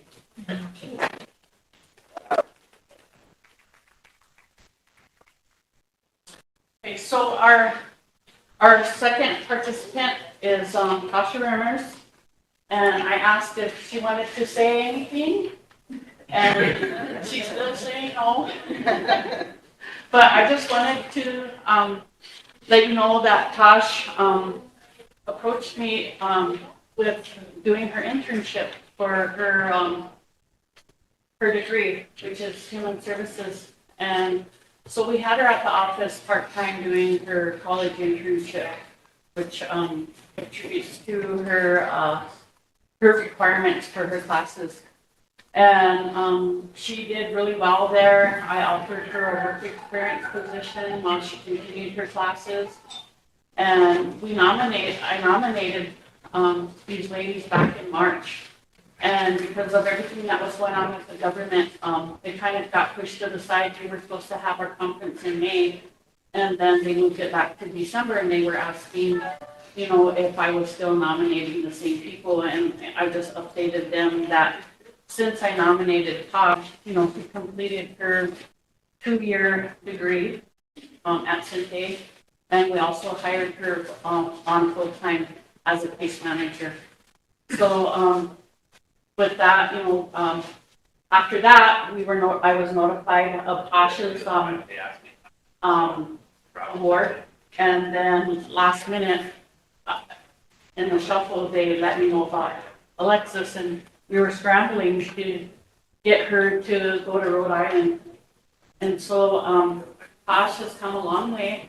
She's been, sober, drug-free, takes care of, her child, her son. She's a single parent now, you know. Her husband passed away while she was working with us, so, you know, she's been still very reliable and dependable despite, you know, the barriers that, you know, have come her way. So with that, you know, I would like everybody to, applaud Tosh for a job well done.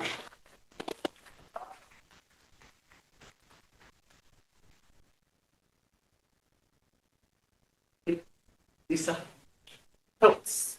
You know, I want to commend both of them and your program. Gosh, it's hard work being a mother and having a job and going to school at the same time. So I commend you on your accomplishments.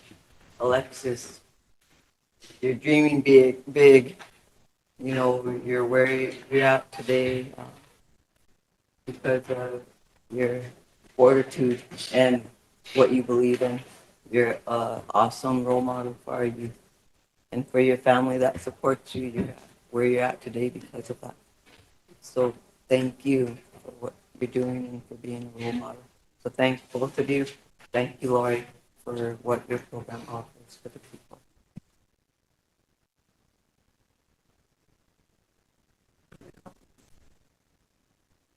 So with that, we wanted to get both these ladies, with a star quote from our program.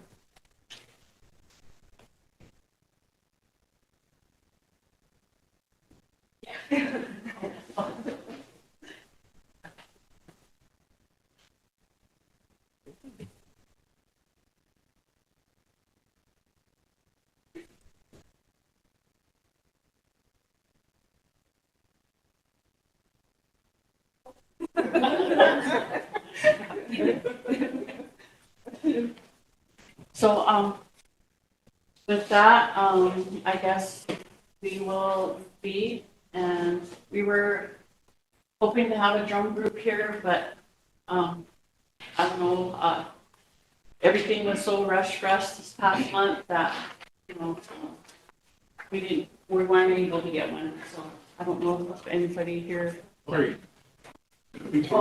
Oh, you look at Oh, thank you. Say, hey, don't be reaching out. Chris. Yeah, coming from this SYC, I want to acknowledge Alexis for everything that she's done. Everything that she's been through leading up to this point. It's been an honor to witness it. It's been an honor to be a part of your dream, you know. To bear witness to it and then just to be a part of it is beautiful. And then, you know, we're only touching the iceberg. We're at the tip of the iceberg. We're only scratching the surface. And so I'm excited to see how the rest of it plays out. I'm excited to see the efforts that you have going for the next generation. I want to see how they come to fruition. It's beautiful, you know. It's beautiful knowing that a whole group of us that started from nothing is able to do things like what you're doing today. And I just want to acknowledge that from this Chicanga Youth Council standpoint.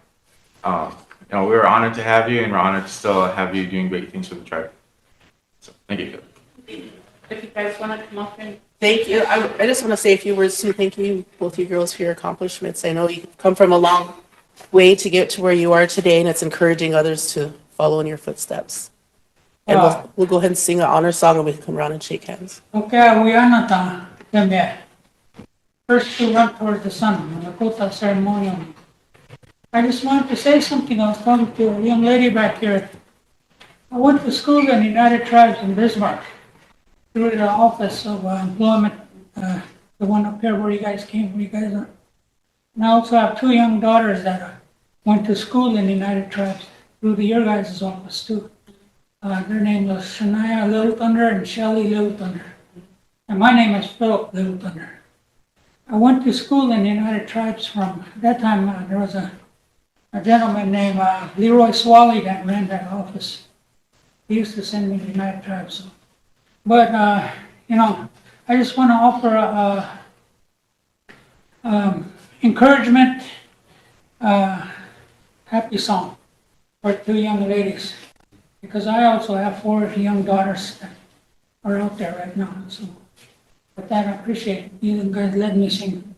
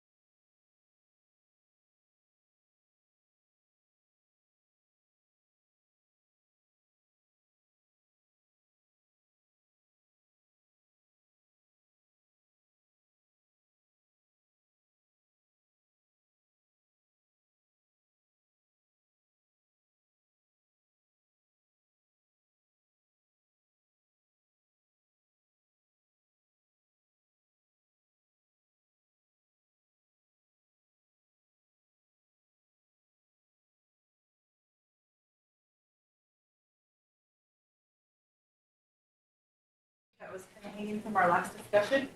So I want to make a motion to request all resolutions that give communities lease money, the acres, and how much is allocated in the past 5 years,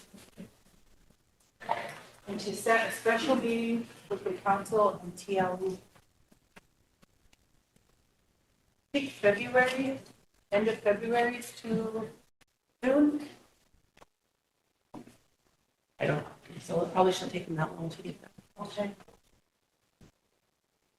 Yes, to set a meeting in February.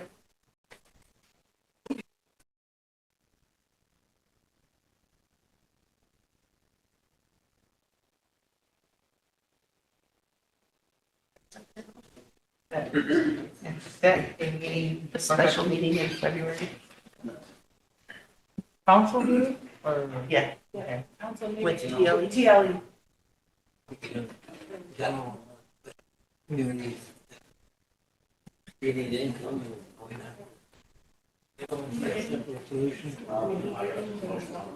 Okay. Well, Everybody hear Sherry's motion? Yes. Seconded by Charles. Bring them up to date to adjust inflation. Discussion. And that'll bring in. Simple, just a resolution over here. Madam Secretary, And we could access can we money. make sure that we follow up on this? Because, Council Rep Wright made several motions in the past. Everybody has, and they haven't been followed up on. We were supposed to already have a meeting with Tribal Ranch too. So, we'll get with you after this, because I went through the motion digest and saw things, you know, we need to get back to that motion digest and make sure that those motions are followed through on, because this body made those motions, the governing body. And just make sure you let all the entities know right away, so once the meeting date is set. Is everybody okay with the 26th at 1? That looks like the only 3 days we have. I know transportation usually ends at, you have good been going pretty long? Okay. 26th at 1? You want to amend your motion? Yes, I'll amend my motion to include Schedule a special meeting on February 26th at 1 p.m. in the council chambers.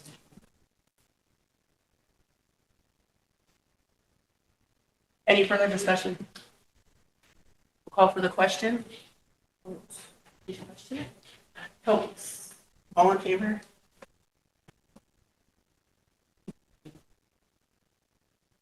Very much education change.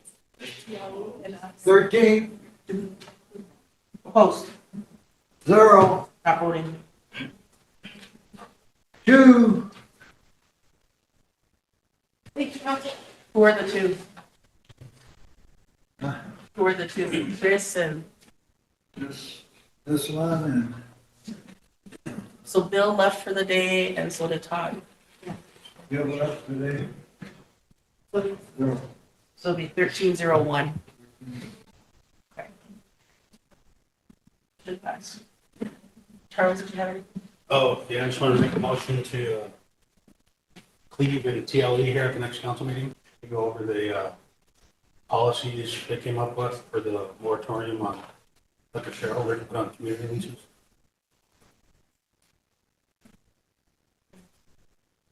It's been in 2 weeks, it'll be a whole year since we put a moratorium on it. And on community funds. Community lease allocations? Yeah.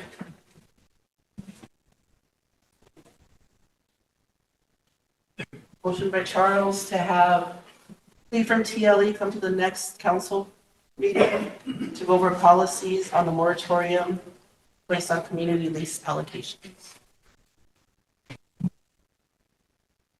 Second by Ben. Discussion? Clarification, was there a date on there? The next council meeting. Okay, I just wanted to. More discussion? Call for the question. I'll call the question. Question by Mike. All in favor?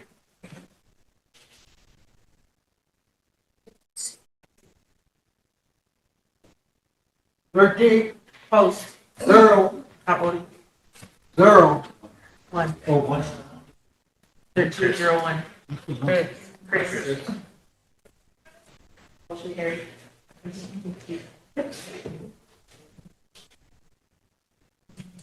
Okay, council, the RSC IHIP program is scheduled to give a presentation today. We'll have Josh go ahead and open it up and introduce his guests. Good afternoon, council. Good afternoon. I want to begin by grounding this work in who I am and where I come from. Descendant of Chief Stephen Braybird and Colonel C.P. Jordan. Leadership, protection of our people, and responsibility to the tribe are not abstract concepts. I'd like to believe they're inherited duties. I approach this work with our contractor, Pro Roofing, with the understanding that tribal housing, infrastructure, and resources are not political tools. They're obligations. Today's report and presentation reflect discipline, coordination, accountability, and respect for the people we serve.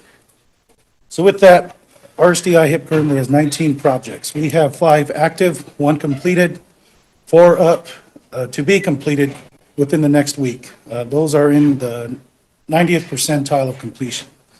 So what I want to do is, I know there was a council had requested, they wanted to speak to contractors directly. So they traveled from Kansas City, Missouri to be here with us today. They are, if I can bring you up and introduce you, Mike, Paul, gentlemen. So introduce yourself, your title, role within the company, and level of responsibility to the process of our projects here. Yeah, my name is Paul Silvio. I'm the CEO of Roofing. I kind of oversee all the day-to-day and generally just everything that goes on. So I'm in charge of just about everything. So. Mike Silvio, When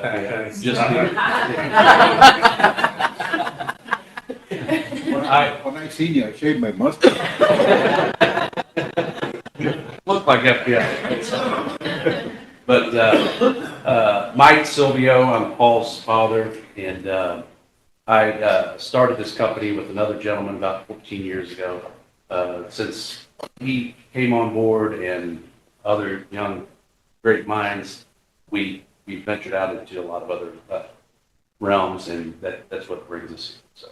So you're letting him be in charge of everything? Well, he does it better than me. How about Good afternoon. My name is Alec Monikowski. I'm the company CFO, COO, Justice Certified Architect, and Intel Energy USA representative. Kind of see just about everything from budgeting to financials, and then just kind of seeing our day-to-day operations.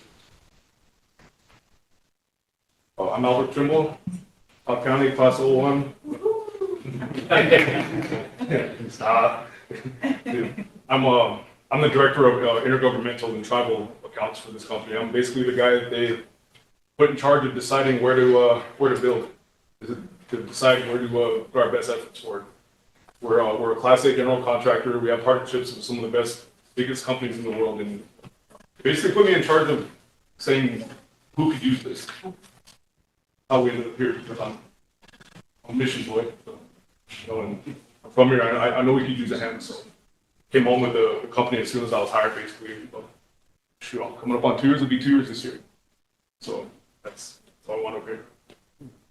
My name is James Monikowski. I'm the production director for Roofing. Basically what that means is I manage the crews, deal with material orders, air traffic control, so to speak, make sure the projects are getting done the way that everybody wants them to be done, quality control. Come from an interior remodel background. I owned my own company for 20 years doing my own work, so quality is very big. Richard Routing, basically the supervisor for the boots on the ground here, quality control, making sure our people have what they need in order to get the jobs done, helping them manner reporting, back to the main office. I'm the eyes on the ground. If I may interrupt briefly, We have our regional housing officer here, again with the BIA, Mr. Andre Janice, the Lono Oglala. Hey, over there.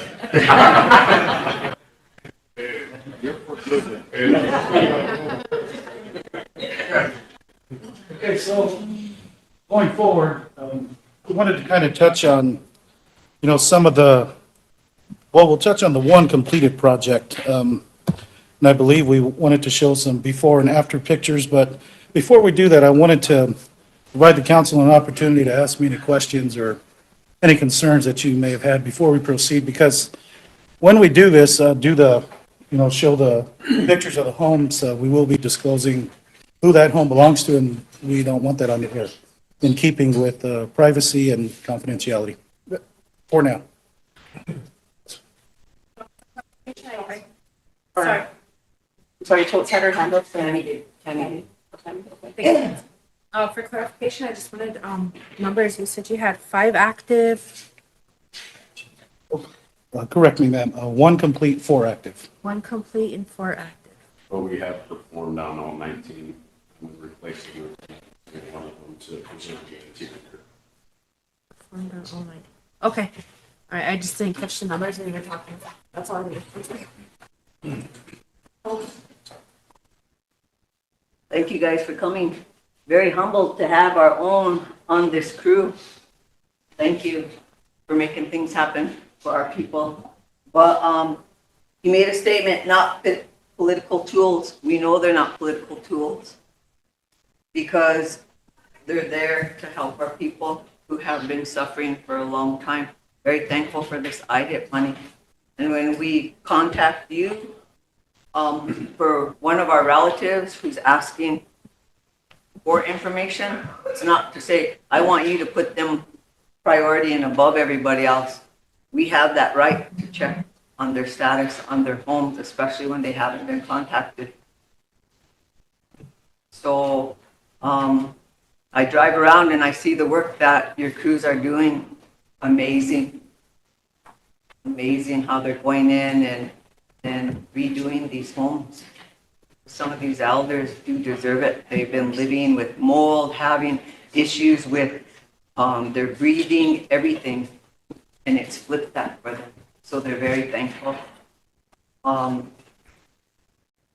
I want these homes can be flipped the way they're being taken care of and renovated. I want housing crew to do also the same. It can be done. We have the right people leading. Things are going to happen. So, I want, we invited you, we wanted you guys to come down because we're very thankful that you're doing what you're doing. And you're showing that it can be done. Boots on the ground. Thank you for reporting. You're doing a good job making sure everybody's on task. But I'm just humbled to have our own in such a high position. So that things happen if you have the right support and the right mindset. Thank you guys for the family to come here. Thank you. If I may respond briefly to you, ma'am, I was not trying to disrespect the tribal council by stating political tools. I just wanted to reassure our tribal members watching that they come first and so does the work. But however, I do want to thank the council for their support and all the resolutions going forth that have helped the process to even begin with the work that we're doing. So I appreciate your support, ma'am. And we're thankful for you too. We just want a little bit more communication with the people that are still waiting and where their status is on the list. like send them a friendly reminder and say, hey, we didn't forget about you. I got in touch with you 3 months ago. This is where your status is. Just the communication, because that's the big problem here. There's no communication within all of us, and we have to because it's the betterment of our families. So right now I know we're going to start getting some text from families. Just inform them, let them know their status, and those are some awesome homes that are being redone. Understood, ma'am. Thank you. Yep, thank you for bringing them in. Okay, thank you. Thank you again for coming. My name is Ben Blacker, third two-check council representative, and I thank you guys for coming here, taking the opportunity to be here and actually addressing the council. You don't get that very much from any contractors. So again, thank you guys and everybody who's here who has a job to do. Thank you, and also welcome to the Rosebud. My concern is we have quite a bit of houses that need to be repaired on. At the same time, too, we do have ARPA construction. So I'm kind of curious if have you done any of those houses also that ARPA have done lately, or are you guys still kind of feeding through that, I guess? Well, my understanding, sir, there was a few homes that their roofs were installed by ARPA construction. Due to the type of installation on some of those roofs, they were ultimately replaced with a GF roofing system. And I will let Mr. Bonikowski touch more on the types of siding and roofing systems there are, and also touch on the warranties that we're providing our trial members. Okay, so we went ahead and we replaced a lot of the metal roofs that we had seen, just kind of due to the fact that as you're actually going ahead and looking up at the ceiling, the majority of these, you could definitely notice there was a lot of leakage that was going on pretty much all over the entire ceiling. So we went ahead and put a 50-year material and labor warranty on every single one of them with a 25-year workmanship on every single one of the roofs on a class 3 on there as well. So essentially, we just wanted to make sure, because as I understand, I don't think there was really much of a warranty that was on these, except for the actual paint fading on the metal. So I'm going to touch on that as well. If we run the Randex siding for one, which is an ABC exclusive, it's a lifetime warranty on that as well. So we kind of just want to make sure that, you know, anything that needs to be replaced, because obviously everything in the interior is the most important part of the home. So protect that, you need to make sure that the roof is obviously going to be, you know, strong, right? Sturdy, yes. And so we also want to make sure that anything that we're going ahead and putting on these roofs as well is if we walk away from it, all it takes is for you to make one phone call, and then you're able to get that taken care of for the next 50 years. That's backed by the actual manufacturer, not just our company, just so you know. Right, and I don't know if you're familiar with GAF by any chance, but they are the largest manufacturer of shingles in North America. So this is the only concern I have, specifically with our own tribal housing, is that, I mean, we have quite a bit of, I guess, issues out there in a lot of these communities where our houses are having a lot of, I guess, issues with either weather damage, you know, whether it's storms and things to that effect. And we do have our own ARPA construction along with our own housing organization. So, you know, I'm kind of concerned that if, you know, they are not putting their stamp on it to say that this is going to be legit, you know, then you guys come in and find out there's some issues, you know, then what are we doing, you know? So again, I want to say you guys for coming in, actually, you know, I guess reviewing that and then find out, you know, the deficiencies and stuff, I think. But that kind of opens our eyes to say that, you know, maybe our other construction companies should maybe take a good look at what they're doing and how they should be doing and stuff. But so anyway, that's what I have concerned of, and that's what I wanted to bring up, just because, you know, I'm glad you guys are here and I'm glad you're doing with the work you're doing, because it is needed here. Most of these houses here on Rosebud have been here for a while. So we do have housing that is very, I guess, their hands are tied because they don't have enough people or contractors, but at the same time too, we do have other organizations that should be helping too. So, but anyway, thank you guys for coming. I do appreciate that. So. Yes, sir. And at no point do I want to insult anyone by any means. It's just, you know, we have a certain quality and expectation that, you know, we want to make sure that we're delivering. Thank you. Thank you, sir. If I may, counsel, I would like to share with you that the company did, and many of our meetings have presented the opportunity to provide training to our local Indian contractors and bring them on and help them get some of the things that their Class A general contracting company has. And then in turn, they can put them under HIT, and we still have our own people working on our own tribal member homes, but they're licensed, bonded, insured, they're certified in their specialty for, you know, roofing, siding, interior work, anything.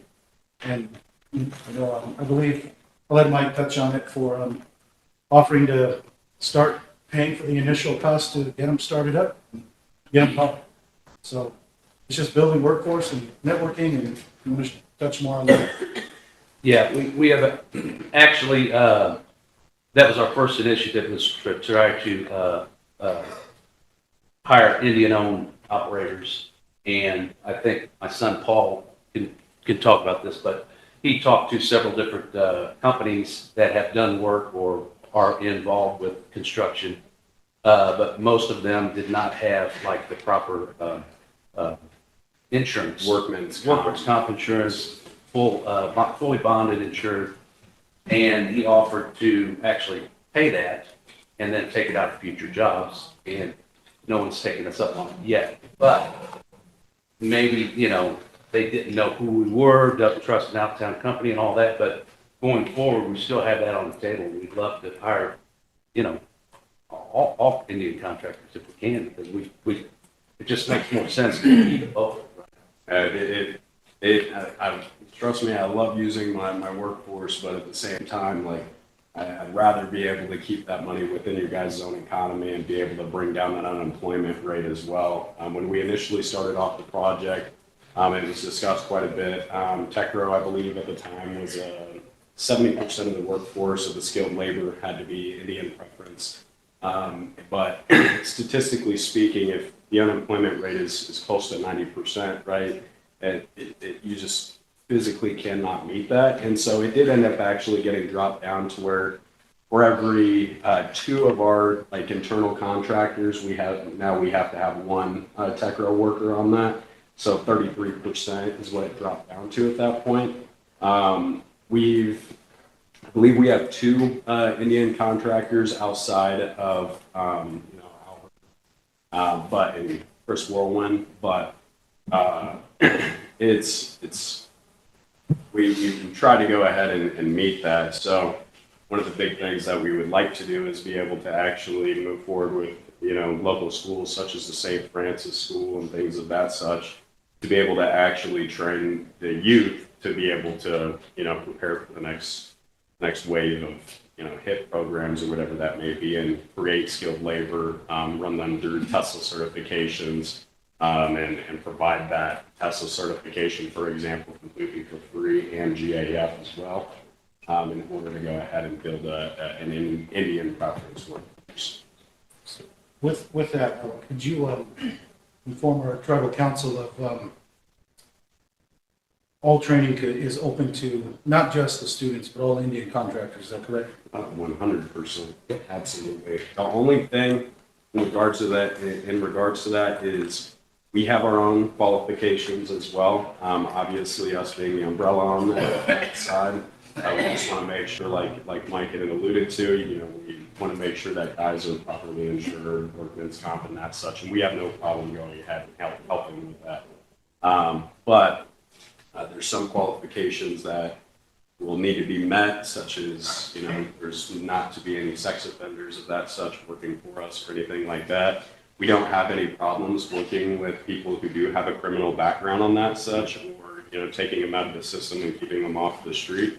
But we just want to make sure that we're not, you know, there's some things we won't deal with, but as a whole, you know, that opportunity is open to absolutely everyone. So. Folks, and then Mike. Mike was before me. He had. Yeah, I just, okay. You mentioned that, or it was mentioned that you had to do some remedial work on some roofs that had been done under ARPA. Yeah. Is that, was it because of, was it inferior materials, roofing materials, or was it workmanship? Combination of both, or? Yeah, without saying too much, the workmanship would have been a pretty major factor. Okay, all right. Yeah, it wasn't material. No, yeah, I mean. You weren't buying cheap material. I don't believe so. I think I've heard quite a few stories that it might have been a little overpriced, but yeah, the workmanship would have been the biggest. Okay, primary problem. Yes. That makes sense, yeah. Yes. I think it Folks. You know, in the near future, and when we move forward from here, we need to have all the players at the table. That includes housing, ARPA.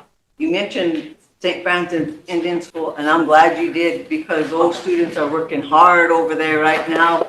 You know, they're building their homes, and they've got something good going over there.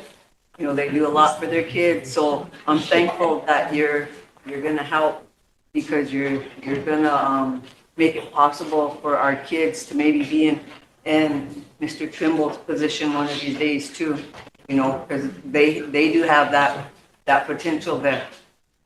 But in order for this to be successful, we just need to have everybody at the table.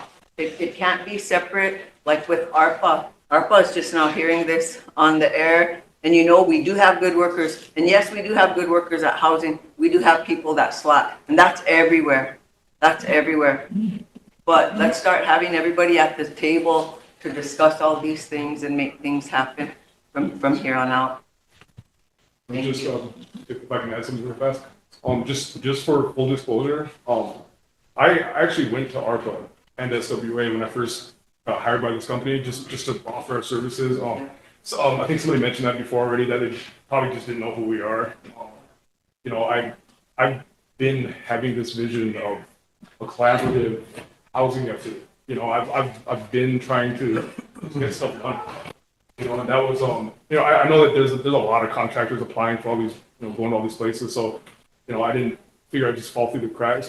I'd never met Josh in my life until he called one day and wanted to know more about my company. You know, when we, you know, we had a good talk and sent him some info on us, and he gave us a try, and I'm glad he did, because the people do deserve the level of quality that we bring. You know, little things like requiring a minimum level of insurance and all that stuff. That just shows business proficiency. We want everyone to get used to doing business at a higher level. We're building the homes at a higher level, and it'd be nice if everyone got used to just basic better business practices. You know, and showing it that we can do it. You know, we can do it for ourselves. So like those relationships that you talk about, that's the vision, that's the dream. And I drove around a couple times just to check on some of the houses, because you're in Antelope. That's where you guys started, and very professional. You know, you're looking out for the safety of your workers too. I saw them with the you know, the hard hats on and everything. So it was good.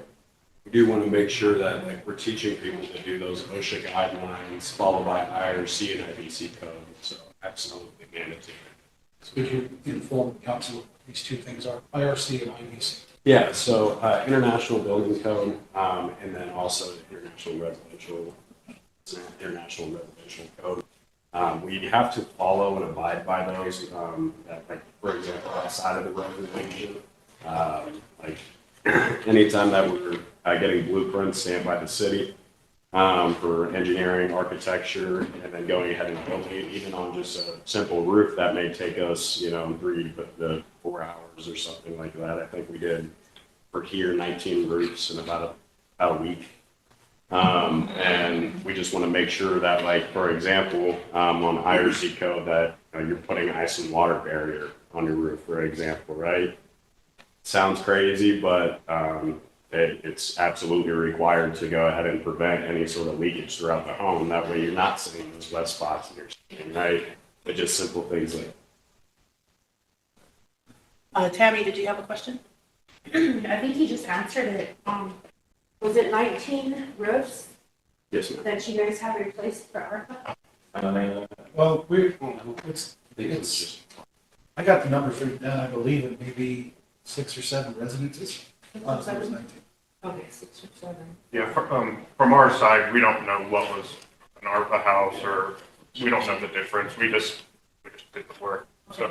And if I may add to that, ma'am, the reason this has been determined is because I did try and cross-reference all the hits, ARPA hit, SWA hit, when it was brought down here to the president's office to ensure that we're not duplicating the service, very equal service. Okay. So that's how that determination is made. Matthew, another council meeting. Yeah, let me call you back. Madam Chair, Any other you want to see us? You need to. No, I need your guys' help. I've been kind of going around, but if you guys can help me on who's next. I want you guys to be able to visit. That's okay if you stand up here so you guys can answer questions. Don't do that. Okay, he's next. Any other further questions? Mike. Yeah, the gentleman behind you there, the tribal treasurer, and myself are two of the general managers of our house building program up here on the hill. Wayne, do you think it might be in our interest to visit with these guys? See why not? Sounds like they bring some expertise. Some of the workman's comp and liability issues, you know, we're a sub-entity of SWA up there, but we're set up that we're a for-profit operation, and we're allowed to bid even on HUD projects, you know, and whatnot. So we're totally self-sustaining, you know, and basically we build houses inside our plant up here, 4 or 5 up to maybe 6 small ones all at one time. I don't know, maybe there's some future collaboration possibilities here. Sure, we'd love to. Sure, yeah. Part of coming here the way we did was to build an actual relationship. You know, so the tribe knows that we're not just some contractor here to get a payday and never hear from us again. You know, we're being led by 2 of your own. You know, we're here for good. So if there's any area that we can help, we're going to help. When he says being Workforce development is an issue. Really is, you know, I'm old school, you know, but my generation and the generation before me, you know, they're all dead and gone now. The young people, they need training in blue collar type jobs, you know. In the St. Francis Indian School started a program doing that, you know, and that's great, you know. But that's one of our biggest problems right now is we have a untrained younger workforce, basically, you know. And it's our job to try to do something about that. But it's a long process, you know. Absolutely. Yeah, and we've seen all of the problems associated with it in the house building plant up there, you know. And if I could say, I don't believe that any one of these guys or subcontractors are here to say, well, that was wrong. You know what I mean? They're just here to do a job. We're not here to place blame, point fingers at anybody or this or that. We're here to do a job, and we're here to get that job done right. That's the point, you know. And relationship building is important. You know, there is discussions about training and what you have. Happy to have any of those conversations. Yeah, perfect, yeah. Feel free to visit the plant. Our manager's name is Benny Romeo, and our office manager is Beth, what's Beth go by, Packard? Yeah. Yeah, Beth Packard. When he says being led by 2 of your own, it's totally true. We would not even have known about the tribe without Albert and his efforts to help his people. So they are leading the way, him and Rich now, and other people that we've hired on through the community, and they're doing a great job. Yeah, it's pretty funny how Albert actually came on, because he came on because we put in, so we had another office in Sioux Falls. And Albert, obviously being out there, he actually went ahead, we put out an Indeed ad, because we needed more project managers at the time. And he obviously moved up pretty quick. But we needed a couple project managers, and Albert applied, came in, and then went out to our GAF facility in Kansas City. So we brought him out, went ahead, got trained up and everything. Then he walks into the office one day and he goes, "Do you guys have any opposition to me bringing all this quality and all this work out to my home?" No, I don't care where you bring the quality. It's entirely up to you. And then, and then he started beating on your door for the next 6 months. So. Josh answered it. Yeah, and then that's what Josh involved. So, Council, if I may, this is a shared effort for many tribal programs. And I'd like to take the time to recognize those tribal programs who assisted us in this entire process. I will start with thanking the Tribal Council for their support in the beginning in the first place. Now, for ensuring that the phone calls are there, get in contact with the public or travel members, RST President and Vice President's office or business office. Our RST Finance has been ensuring the timely payment. RST Techro providing workforce. RST Forestry extended the professional courtesy of giving us a wood barn so we can store materials. RST Health Administration has been assisting us with alternative housing. RST Water and Sewer for locating water mains, mapping water lines. RST Solid Waste assisting us with directing and helping us with the landfill and all that stuff. RST Law Enforcement for assisting Techro and the contractors for mainly their SORNA office. Sichanga Resource Development helping us get everything going with the council. Indian Health Service, Environmental Health and Engineering. Again, pretty assisting. SWA Corporation has also provided the professional courtesy of alternative housing. Rosebud Sioux has been a tremendous help in lodging our crews, assisting them. Rosebud Building Products, Tuck County School District provided us with the old bus barn here at the elementary for material storage. And Riverbend and Affairs, Aberdeen Central Office and Rosebud Agency, and Mr. Andre Janice has been a pretty prominent figure in all of this as well. So I'd like to acknowledge him and I'd like to give him a round of applause because this is a shared effort and couldn't have done it without him. So if you heard me,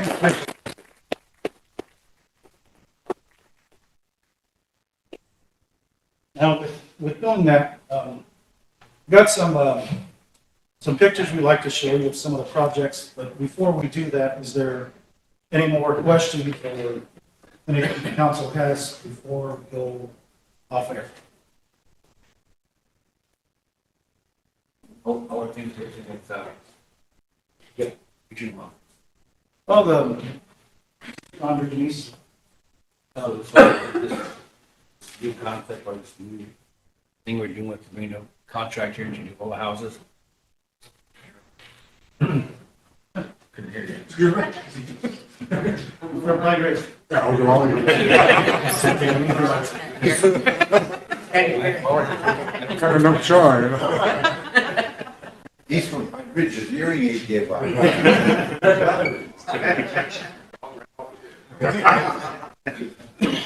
He's from Pine Ridge. I don't speak Spanish, so.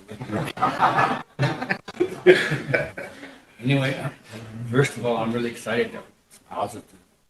I just want to know how this new concept is working out with your office. Bringing in a contractor to do all these houses instead of doing individual housing, that kind of stuff. How is that working? Is it a problem? Well, when I first started with God, that's how we started, that's how we wanted this. To get the president, and we started all this with all the projects that weren't being done. So I recommended let's get it all done in one shot, get the money for that. Because there was a lot of money just sitting there not being spent. And I don't look too good to the federal government for money that just sitting there. Should we agree on it? Get one contractor. Sounds good. Madam Chair? Yes.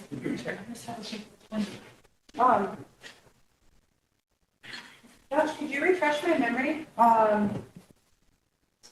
Now, the funding that you're working with is the funding that's been sitting there since 2016, correct? Yes, ma'am. Okay, and up until 2019? I believe so. Okay. So going forward, the remainder of the funds is still with SWA for current years, or? No, I believe 25 is secured with the tribe. That was a petition resolution. We just did that? You Okay, sent it, yeah. I didn't see it. Okay. I will provide you with a copy of our secretary's office. I'll get a copy of it. I just didn't sign the petition resolution. I didn't see it. So. Okay, walk in his office. So, are we as a council gonna move forward keeping, HIT kind of its own entity? Is that something we need to think about moving forward? Or are we just gonna leave it alone for now, or? I respond? Yes, please. Good afternoon. Thank you guys for being here. Sorry. So I sit on our housing board as well. So just to answer Sherry, I think for me, this is really meaningful to hear because for so long, or not for so long, I'm still kind of new, but the collaboration piece in my mind is the part that we've been missing because it doesn't make sense for me to have a pocket of housing here, a pocket of housing here, and have nobody communicate or talking and fighting over the same money. When really, if we all could identify what our true needs are, what our true goals are, which we kind of already started with our SWA ordinance, but we just kind of got stuck on the low income, but we have the full umbrella there if we wanted to build that out. And in my mind, that makes more sense because then we're not duplicating efforts, we're not, territorial, we're not that, we're all working towards a common goal. And so to hear that we already have made connections, I think is amazing. But to Mike's point and some others is we have a lot of different entities that are kind of off in their own little pockets doing wonderful work, but in isolation. And so if there's a way, and I think the sooner the better, that we can get all those entities in place so we can understand we are working for a common goal for Rosebud, and then that might help us not weed out, but identify where the duplication of efforts are happening, where the gaps still are, and then utilizing either workforce development or funding or however we have to do that to meet those needs. So I'm just excited because I didn't know that we've already established something like this, especially with people that are more local. So I just the timing's perfect. So thank you. Thank you. What was the dollar amount that you were working with for the private funds? Overall construction, For overall, that was sitting there? I believe $2.1 million now. And that's not including current? Okay. Thank you. If I may share with the council, it's kind of just a thought. I've shared this with Andre. I would like to have Rosebud's build a HIP alliance with all of our tribes in the Great Plains region. And in that HIP alliance, I would like to identify safeguards for our tribal members or Indian homeowners. So that way, we can, and it won't be any type of alliance with authority or decision-making powers, any of that. It's just kind of a guidance and support tool. So that way, when we run into, any potential issues with contractors, we can basically provide our homeowners with safeguards that these contractors need to be licensed, bonded, insured, and get it written into our HIP manuals at the national level. So that way we don't run into issues with, because HIP is a one-time award. Fix the house one time. And now with determining that there's warranties on these homes that the company can provide, 25, 50-year warranties, 25 for siding, 50 for roofs. I think that it falls perfectly aligned with ensuring that we need to have the right contractors on jobs. Now, I don't know where our company will go next after our project completion, but it's my hope that within the Great Plains region, they find some of our other tribes too. So kind of food for thought and see what you think of it. And want to do it, let's all do it together, collectively. And I just want to let council know that the pictures you're about to see are done by some pretty superb workmen. I'm with them all the time, so I know them. I talk to them like I talk to most people. These guys actually care about what they're doing, actually put their heart into this work. They're not just here doing whatever it is. They're there when their time's not supposed to be there. We ran into a couple problems and I've had a sub say, okay, well, I'll go there on my time, don't worry about it. You don't get that. You don't see that. So these men's workmanship speaks, what you're about to see also speaks on them themselves. And I wish they could be here because they're pretty cool people, but they probably need a couple translators, yeah. A lot of different languages. Yeah, a couple different. Yeah. Are they all legal? Yeah.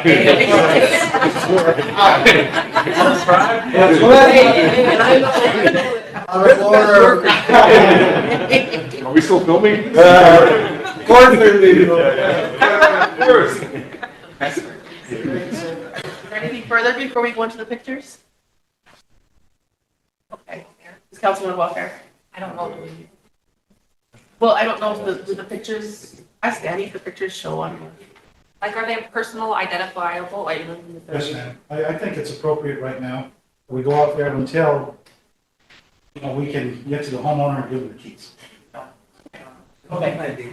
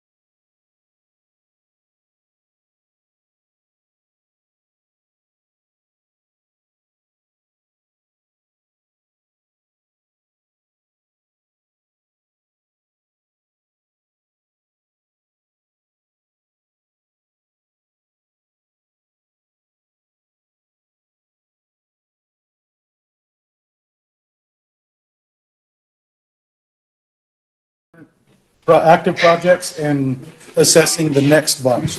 So it's their intention and hope to be here every time a new project starts. So that way we're falling in line within the scope of work and staying within the parameters of keeping. I have a question. Yes, sir. So I guess it's for the work that you guys are like. Is it real specific just for the IHIP, or would you guys consider like looking at other repairs for like say community buildings? It's up to, Would be- this is the governing body of the Rosebud Sioux tribe, sir. They are the contractor of IHIP, and any work outside of that, I am not in a position to answer that. I believe that would be your discussion. Okay. We'll help with anything and everything you want us to. Yeah, I was curious about that. We have some things coming up. So. Hold on that way. Do you have a question? No, I got a resolution I need. It's time sensitive for transportation. I'd like to bring it up. Madam Chair, can we take a 10-minute break if we're not gonna do the resolution? Yeah, and then, when you went to get. Time you want us here, just give us a heads up. You can always hop on Zoom. Yeah, actually, if I can get a card.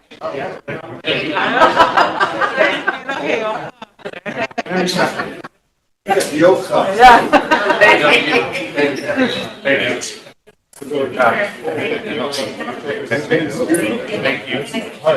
guys buy me a brand new We'll car? get your new car. Thank you. Thank you for coming.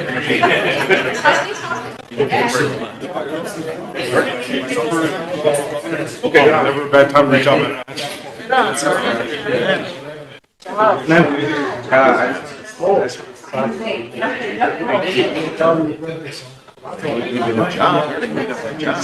It's just part of some of the stuff. Really appreciate it. Good work. Thank you for coming. 5 minutes and back with me. You guys heard it. 5 minutes. I'll keep working on it. There's a meeting that, good to see you.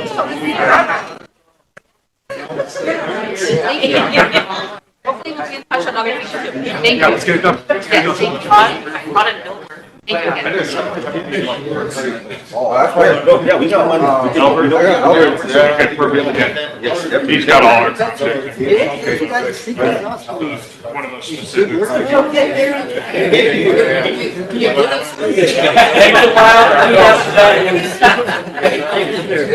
Nice talking.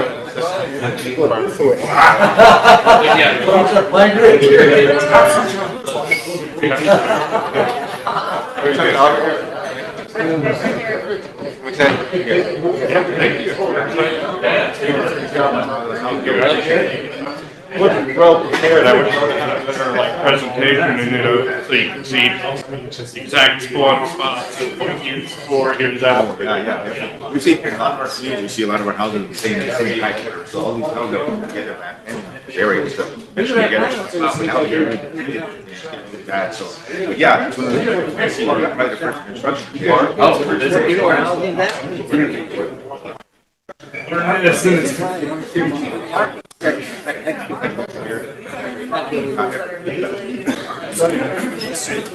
Anytime, I mean, I've like, routine for Zoom is super easy for us. So once we have some heads up and travel out here, you know. Whenever we can help. Yes, sir. Oh, I forgot. Her husband is.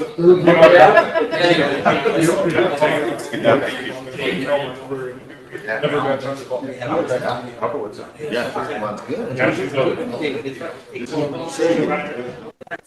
do a lot of rebuild.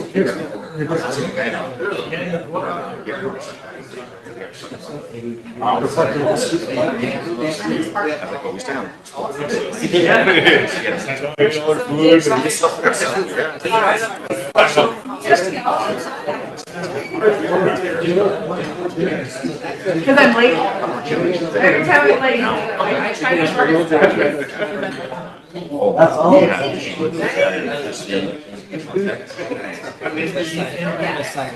I just came from. A 5 minute. You're on a 5 minute break?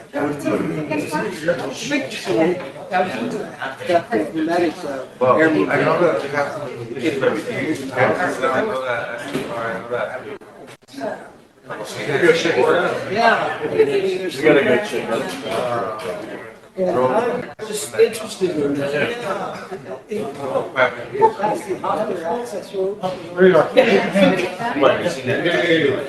They just watch us, my friends, they might blow. They're about to scare.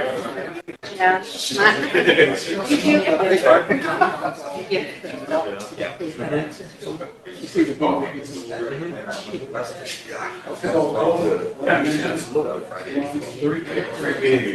Absolutely.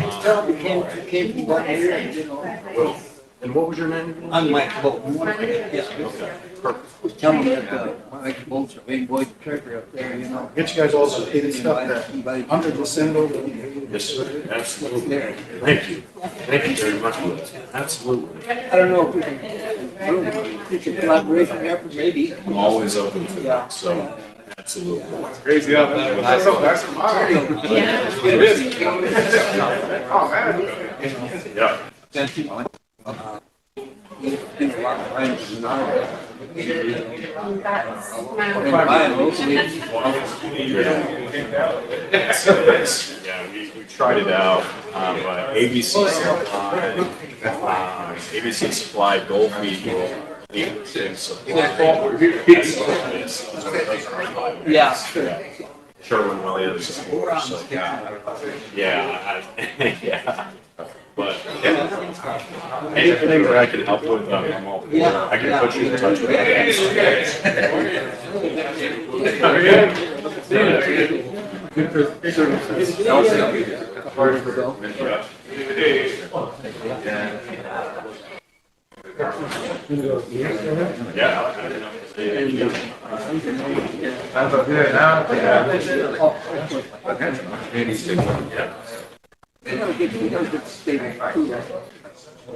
But, yeah. Yeah. Still got that getting into. I guess if you get. That's why, you know. Oh, I bet. But we still. I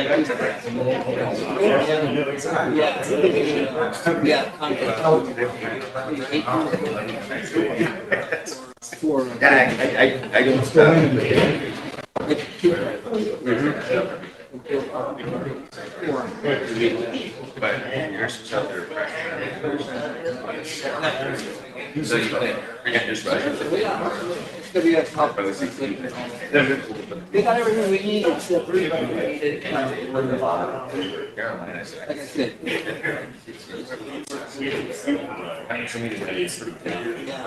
All these loans, people are still burning down hood houses over. It's a hell of a way, hell of a thing.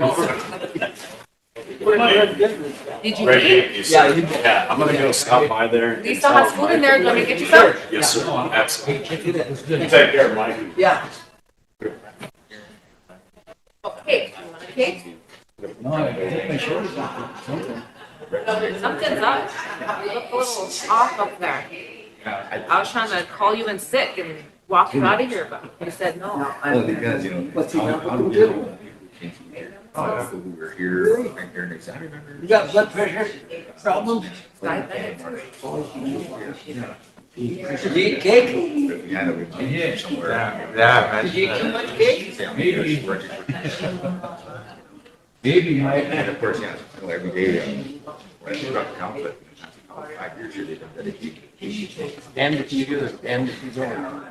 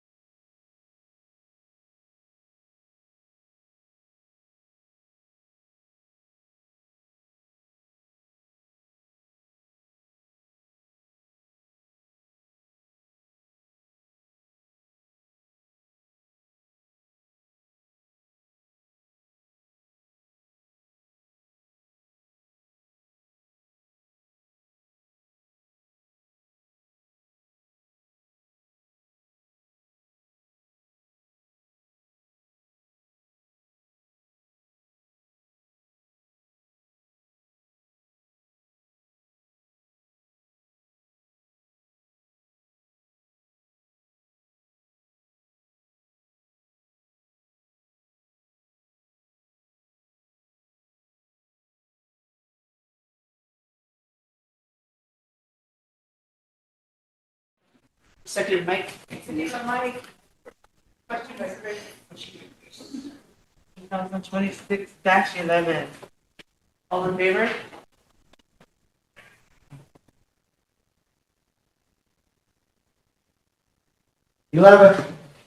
Opposed?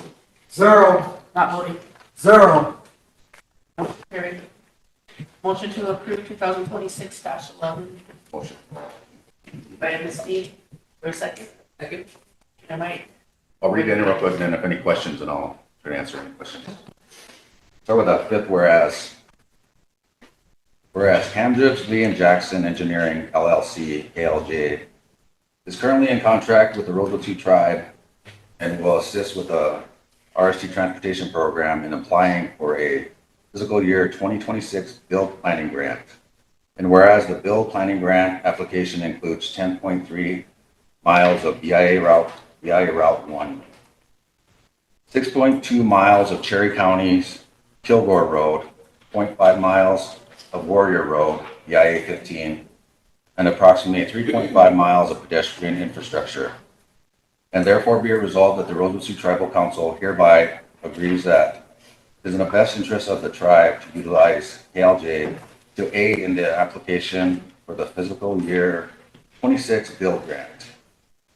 Approves the submittal of the fiscal year 26 build grant application for the BIA Route 1 Kilgore Road to USA 20 Regional Improvement Project. Now therefore be resolved further that the Rosebud Sioux Tribal Council hereby authorizes the tribal president or the designee to sign any and all documents pertaining to the fiscal year 2026 build planning grant, BIA Route 1 Kilgore Road to US 20 Regional Improvement Project. So, just, okay. The only question is there an amount or a maximum that we're applying for or anything? They're not, they're still in contract with KLJ, so there was a resolution back in November, 2024, 285, that they can do contracts with KLJ to help with grants. Yeah. So they're still going after that. Okay, but there wasn't an amount that we're applying for with this grant? No. And this is just for the raise grant that they applied for, I think, last year, and they didn't get it. So this is to apply for it's not the raise grant anymore, it's a build grant. Ben.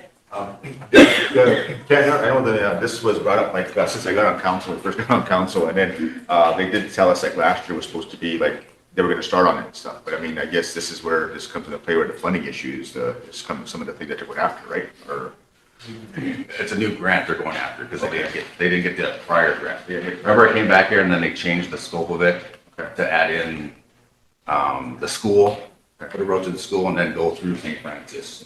Oh, so it's that same project, but with the new. Yeah, so they're planning the scope, yeah. It's not part of it. Okay. But they're just looking for the funding for it too, right? I mean, they're gonna apply for the funding for it. Yes, apply for the funding. Yeah, that's what I'm saying. Okay. So please. No, I was just gonna go on to both my colleagues because it says the reason why there's no number on it is because we don't know that yet. Right? What's that? The grant number that Grant, yeah. we don't know the exact amount that we're gonna get yet because it varies according to this. So Yeah. I just wanted to share that for my colleagues. From what I read, anyways. If there's no more questions, I'll call for the question. Any more discussion? Question by Chris, all in favor? 1, 2, 3, 4, 5, 6, 7, 8, 9, 10, 11. Opposed? 0. Not voting? 0. I mean, On the attachment, it said there was a deadline of February 24, 25. Okay.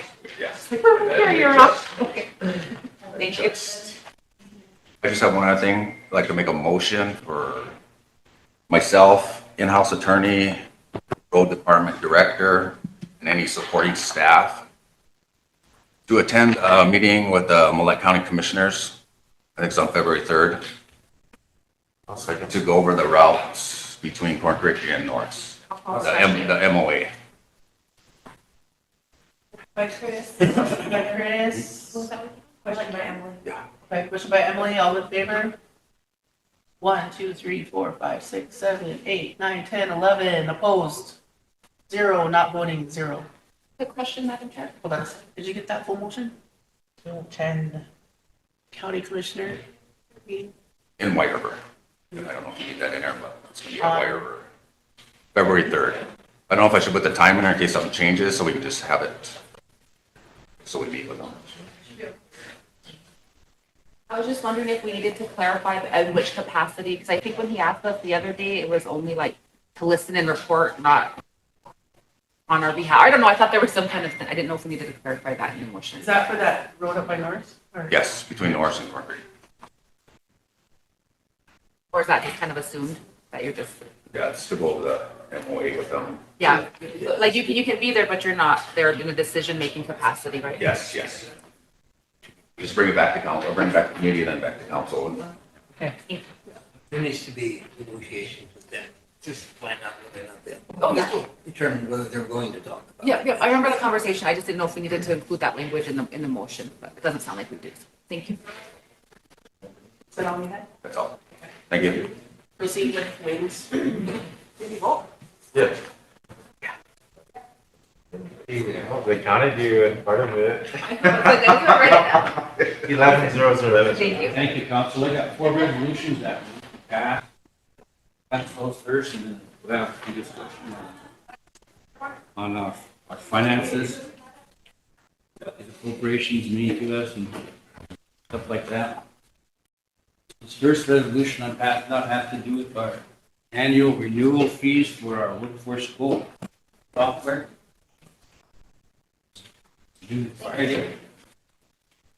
Okay, let's keep discussion at a minimum. 3-minute rule. Are there any changes? Yeah, Mike. Emily. I was just wondering if there was any changes that we need to be aware of, or is it just more of an updating of the contract? Or renewal, I should say. Just renewal. There's no major changes? No. And this contract, the resolution needs to be amended a little bit. On the last whereas, after due January 1st, need to be paid from LATC funds. And on the therefore be resolved after January 1st, 26, to be paid from LATC funds. This is our annual subscription for the fees we have to pay for our software for our workforce school, which is our employee program. So if someone wants to make a motion to bring on board. Emergency legislation. A motion for emergency legislation. Motion by Chris, seconded by Toad, question by Ben. All in favor?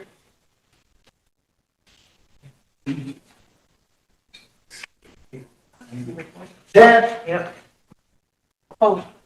0. Not voting. 1. 10-0-1, motion carried. It's number 12, resolution. Yes. So if you want to make a motion to approve, Mike? I'll make a motion to approve and request to dispense with the reading. Okay, motion to approve resolution number 2026-12. Yep. And to waive the reading. Second. Seconded by Chris. Any discussion? Call for the question. Haven't seen. All in favor?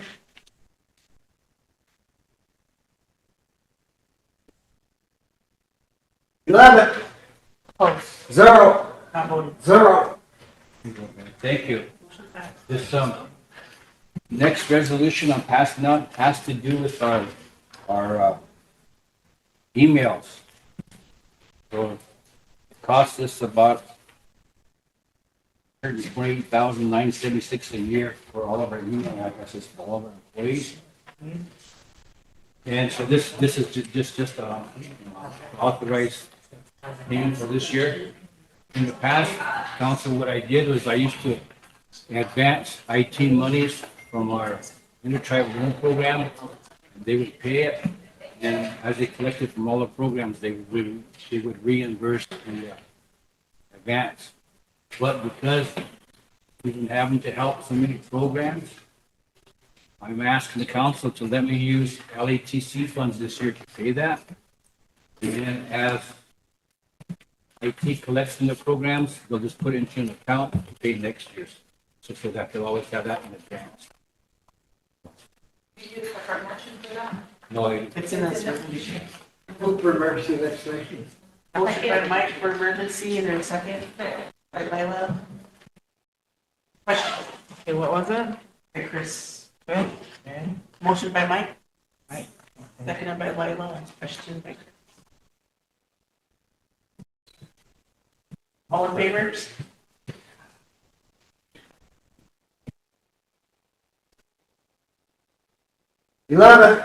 Opposed? Zero. Not voting? Zero. Motion carried.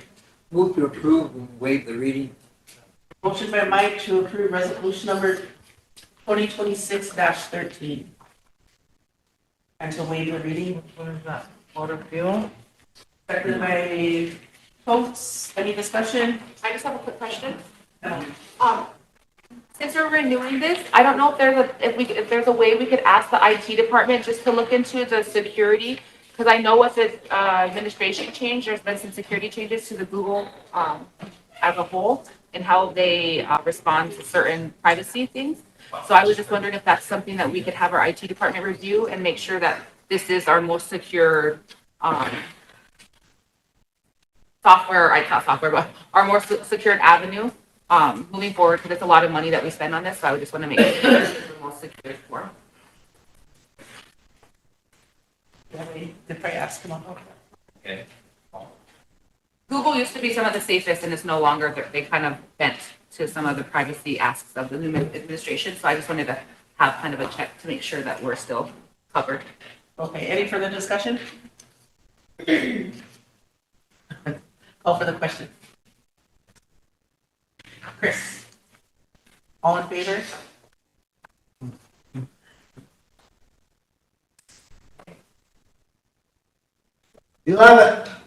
Opposed? Zero. Not voting? Zero. Motion carried. Okay. Latest one that was passed out has to do with purchasing 2 new pickups or relatively new pickups and snow plows for our sand and gravel program. The current snow plows that they have, they're broke down. We want to get ready for winter. It went through budget and finance, and so it has a number 07. And this money is going to come from our FEMA reimbursement account.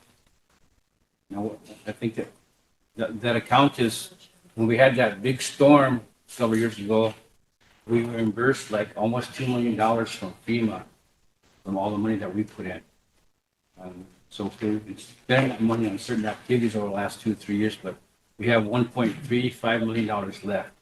So I'm proposing to pay for that, pay for these plows out of that FEMA. This went through committee, right? Yeah. So I'll move to approve, waive the reading, and guarantee you that if we pass this, it won't snow. The number is 07. Motion by Mike to approve resolution number 2026-07. Seconded by Coates. Any discussion? Call for the question. Haven't seen. All in favor?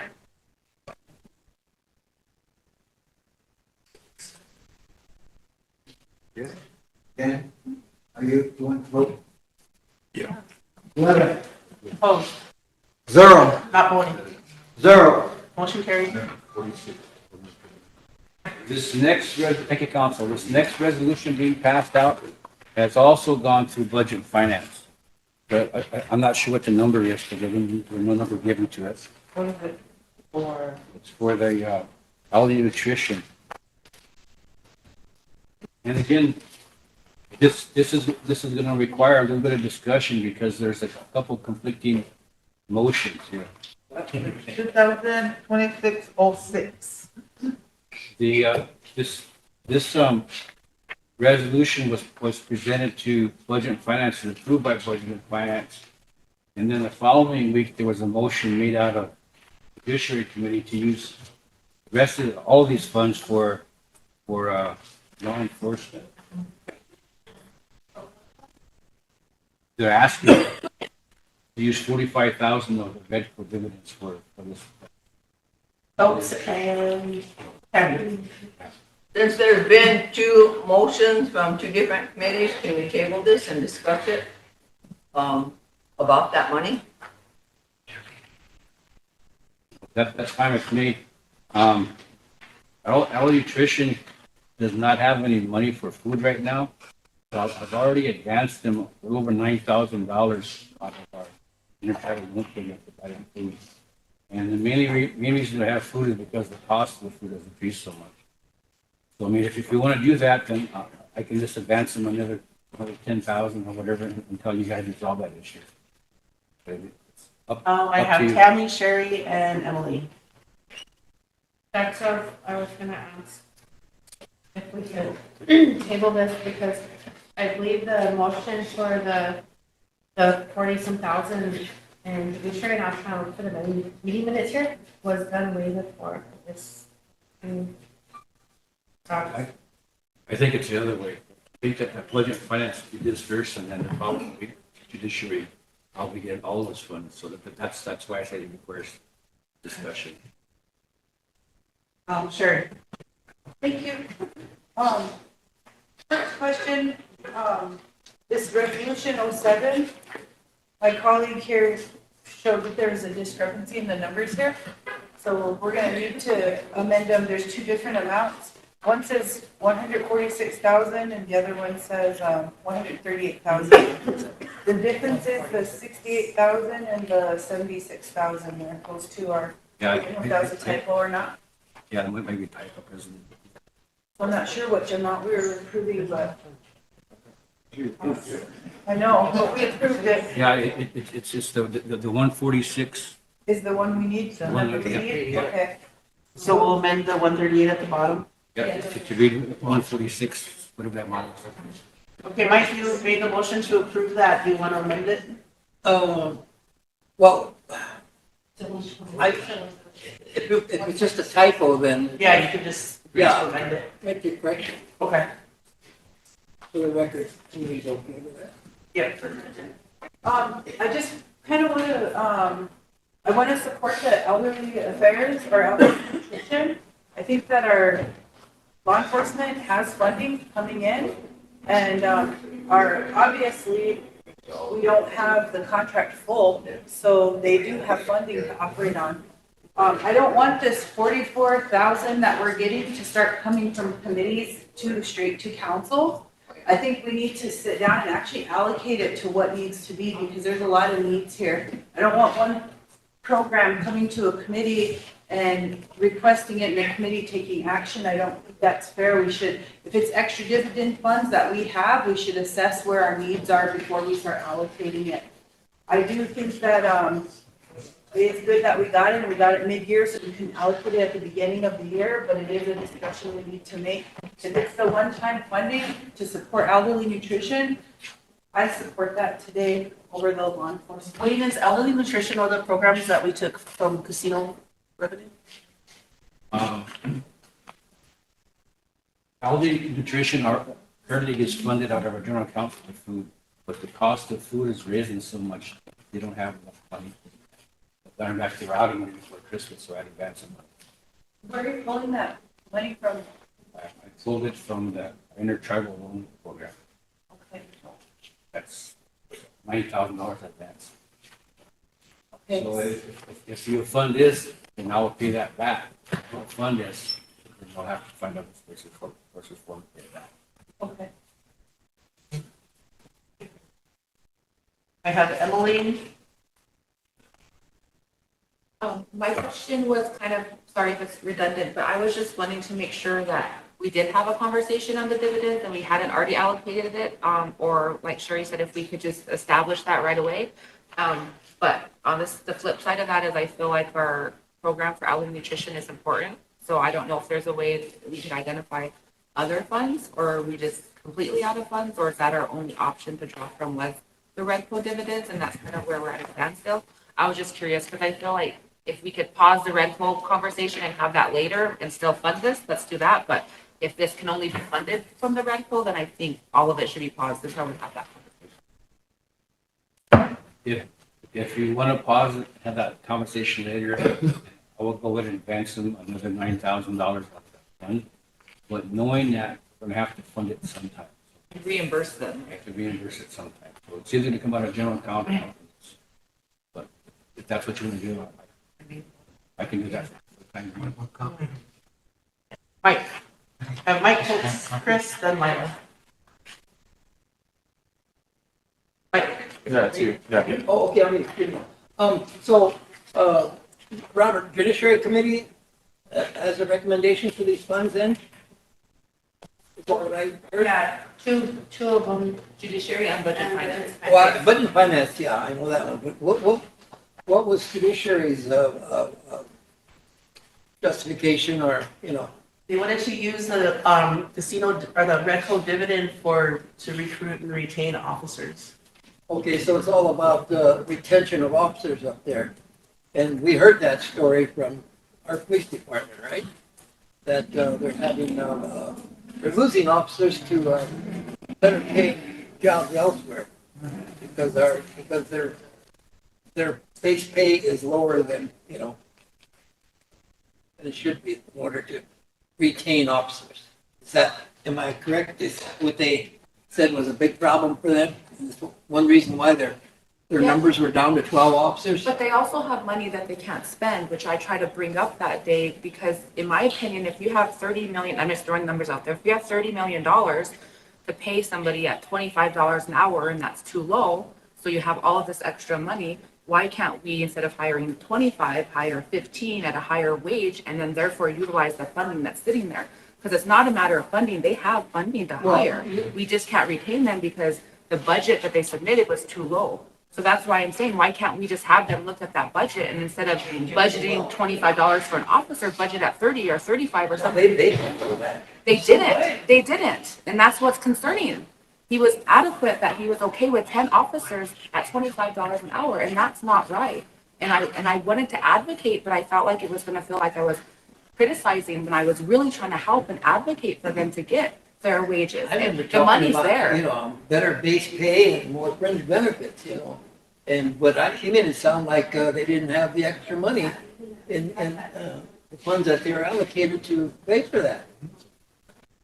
So he doesn't know what he's talking about, or he... That's why I wanted somebody to help, because I think that he just maybe doesn't understand the whole funding mechanism, and that's why I wanted somebody who had more experience in that to let them know we do have options to utilize money to fit our needs, because we're the ones that established that $25 or whatever it was. So we should be able to go back in and establish a $30 minimum or whatever it is that's more fair and appropriate to attract officers.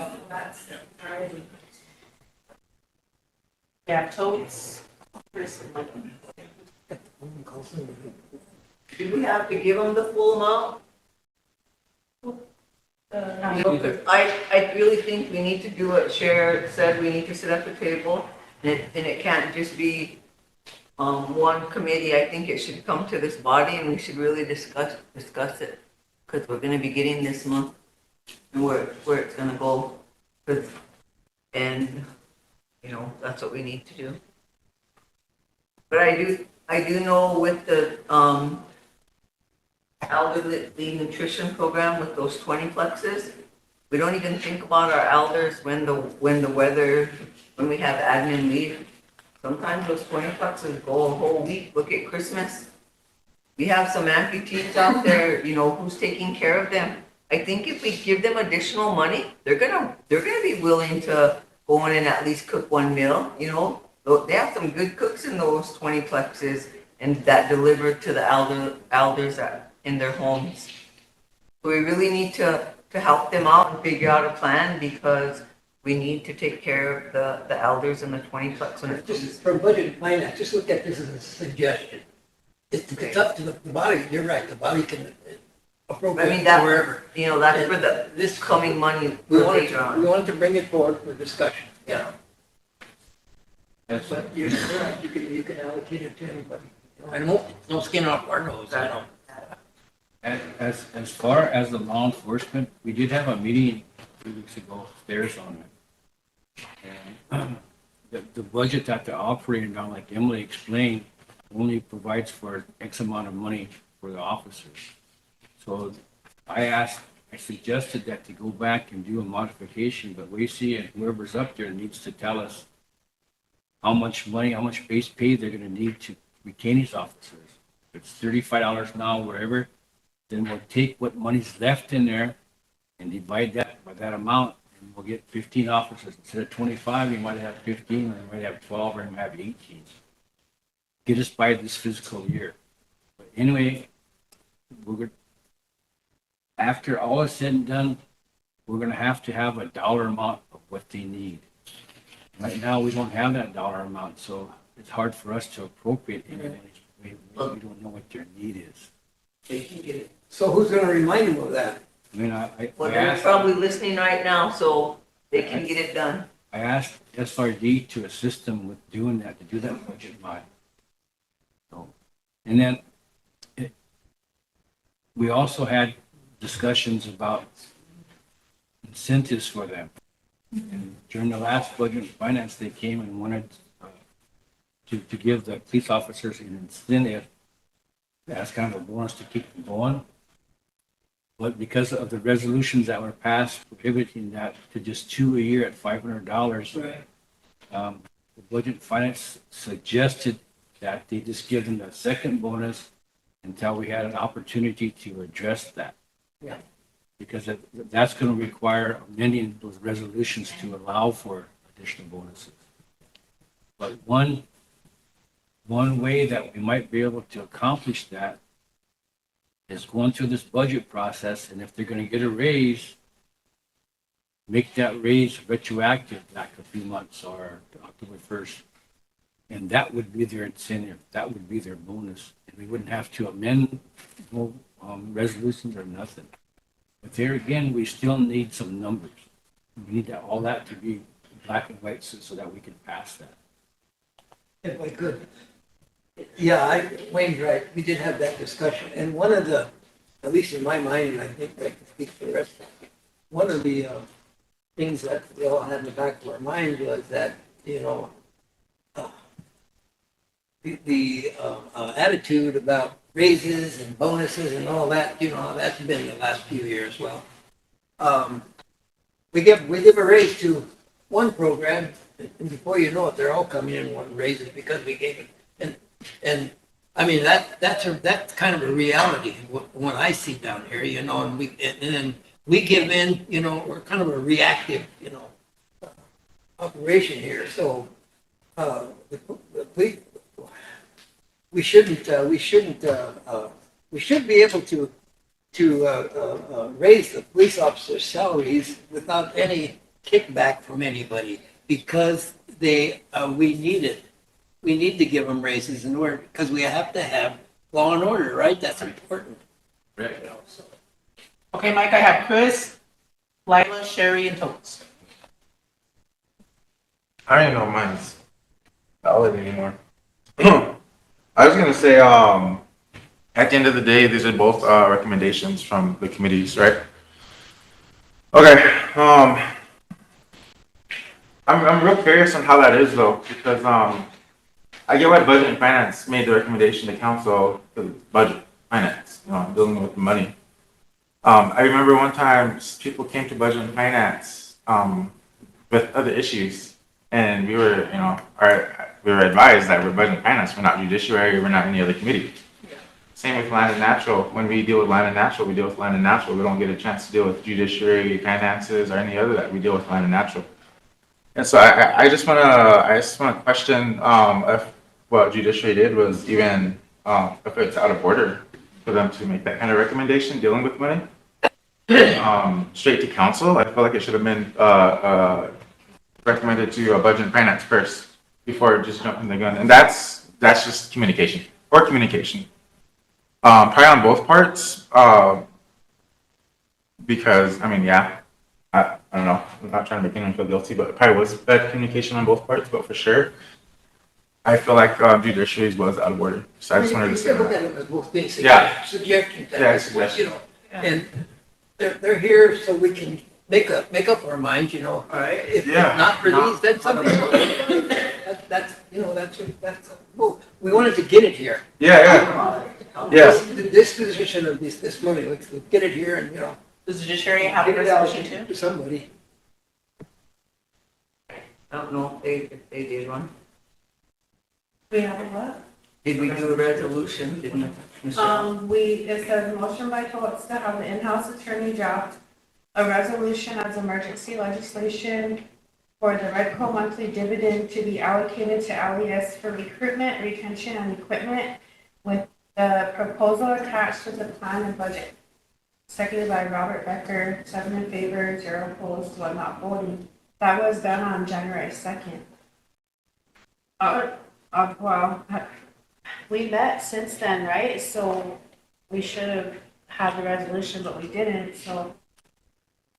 And that's their recommendations. Yeah. Okay. Well, I think Health and maybe, Nutrition has their recommendation. It's up to us to decide if they're, Yeah. and maybe somebody else needs it more Oh, than yeah. those two. Oh, no crisis. But I was just gonna say, if it was a resolution from judiciary recommended to council for approval. there was supposed to be with, let's kick it back. well, we forwarded Let's make a to decision Eric. who's gonna get it, whoever it is. You guys wanna table this and kick it back to budget and finance? No, let's make a decision. Yeah. Somebody needs it, let's decide who needs it. Okay, I have Lila, Sherry, and All we have to do is change the wording of the resolution. Go ahead. I have Lila, Sherry, and Phillips. Yeah, I was just sitting here thinking, because the elderly nutrition and I think we have to see if that was before the other one with the So it was, PD came. Yeah. PD came January 2nd, and then on this one, the meeting was December 12th, so, and obviously we weren't aware of each other, so. Yeah. So I think it is really important, right now, I feel that it's really important that council put a vision board here. And what is our priority? Because every little chunk of change that comes, we all know it needs to be somewhere. But what is our priority? You know, I said, you know, is it health and our health, and then our public safety, and then our elderly, our children, you know, what is it that this body wants to work with? And the other part, and I didn't want to speak on this because it's my son that's running the PD, but I also see that where that's coming in is we really do need officers. I'm worried that some of them might burn out. And, you know, it's hard. You know, there's a big stretch of land here and we see what we go through. But, you know, our elderlies, they have to eat too.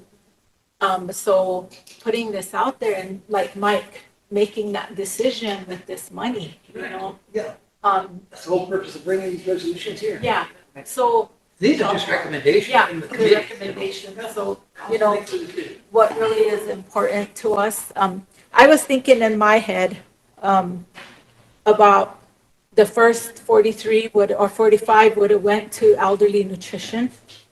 And that would have, because he's given them 10,000, and then if we don't do this today, there'll be another 10,000.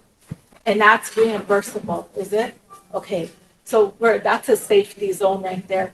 And then we come over here and look at our officers and get, you know, somebody here to give us those numbers, but both of them need money. That's just my point, you know, they need money. Can you just move forward with the resolution? Yes, move forward. Yes, let's If we kick it back to a committee, they're gonna come forward with a recommendation anyway. It's here, let's decide. You can just recommendation. And move forward. Point of order. Okay, Holy. I have Sherry. Make a decision. And then Phillips.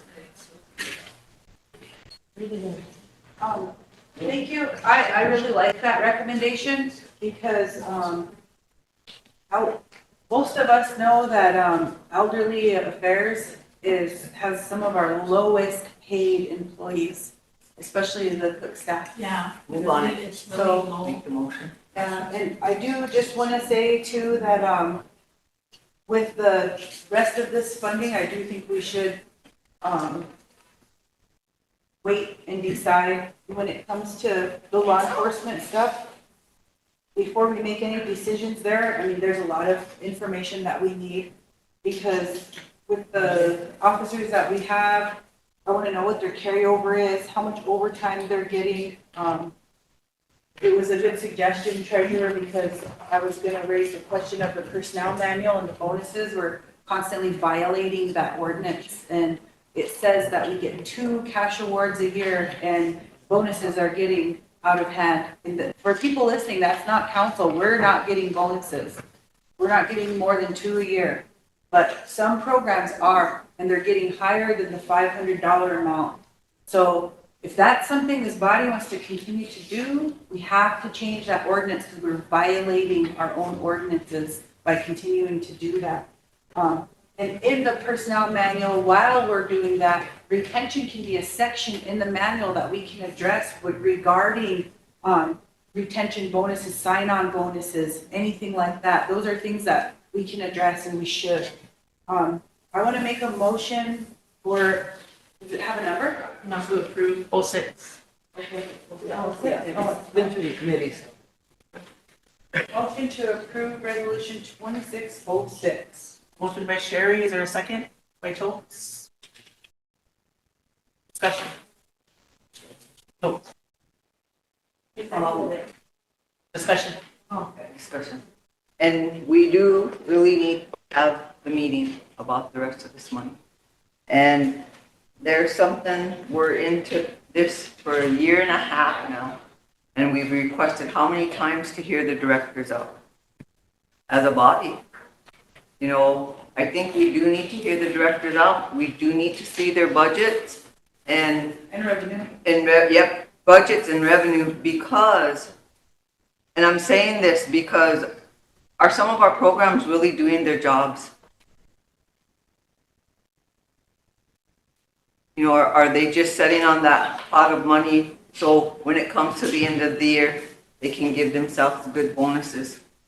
You know, we all work hard and this is what we chose and we can use some of that extra funding to do activities, outreach to the communities because they really need it right now.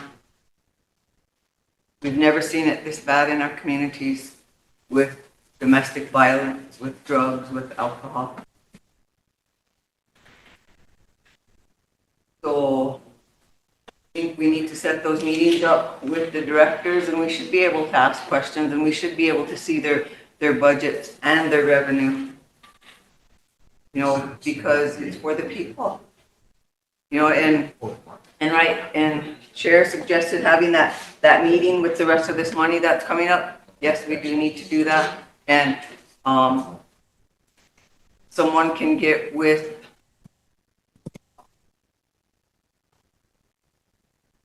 chief of police and work on a budget, you know, and let them know that it's okay to use that funding to do that. And then we'll go from there.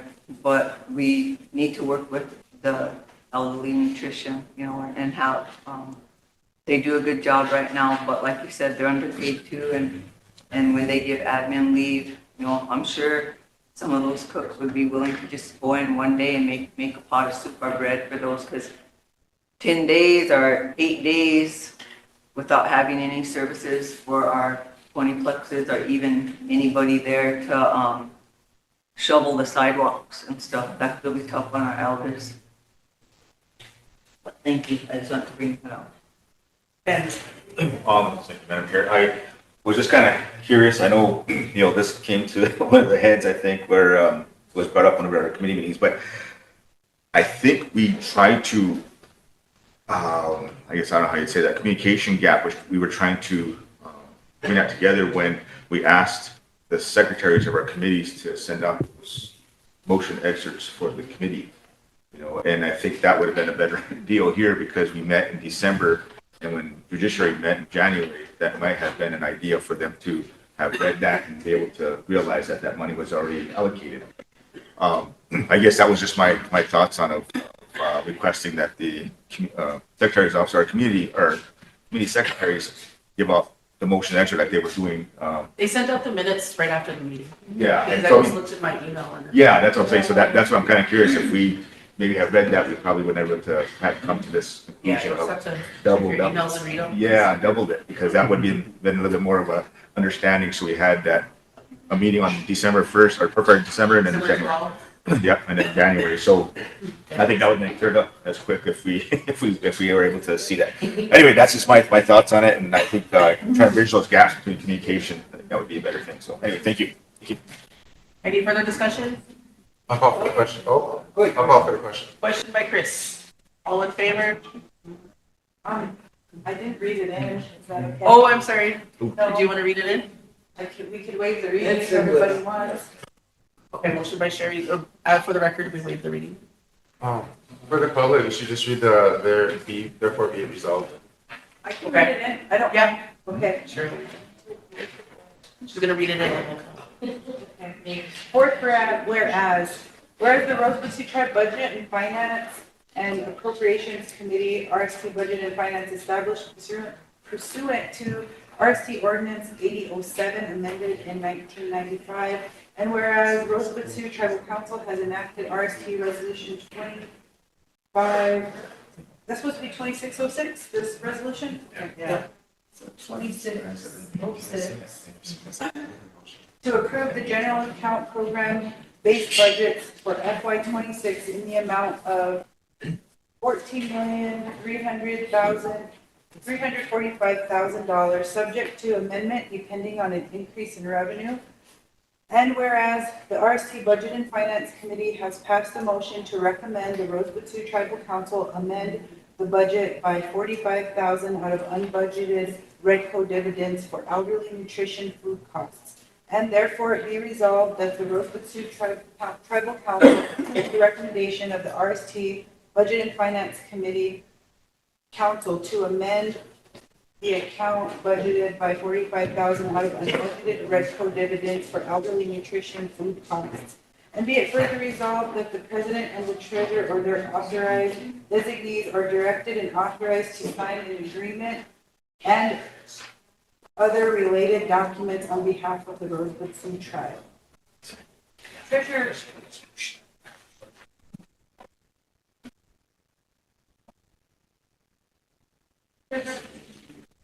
Is this gonna give you the allowance that you need to reimburse that account? Yeah. That's fine, okay. Yeah. Because that $9,000 in advances for food costs. Let's keep that there.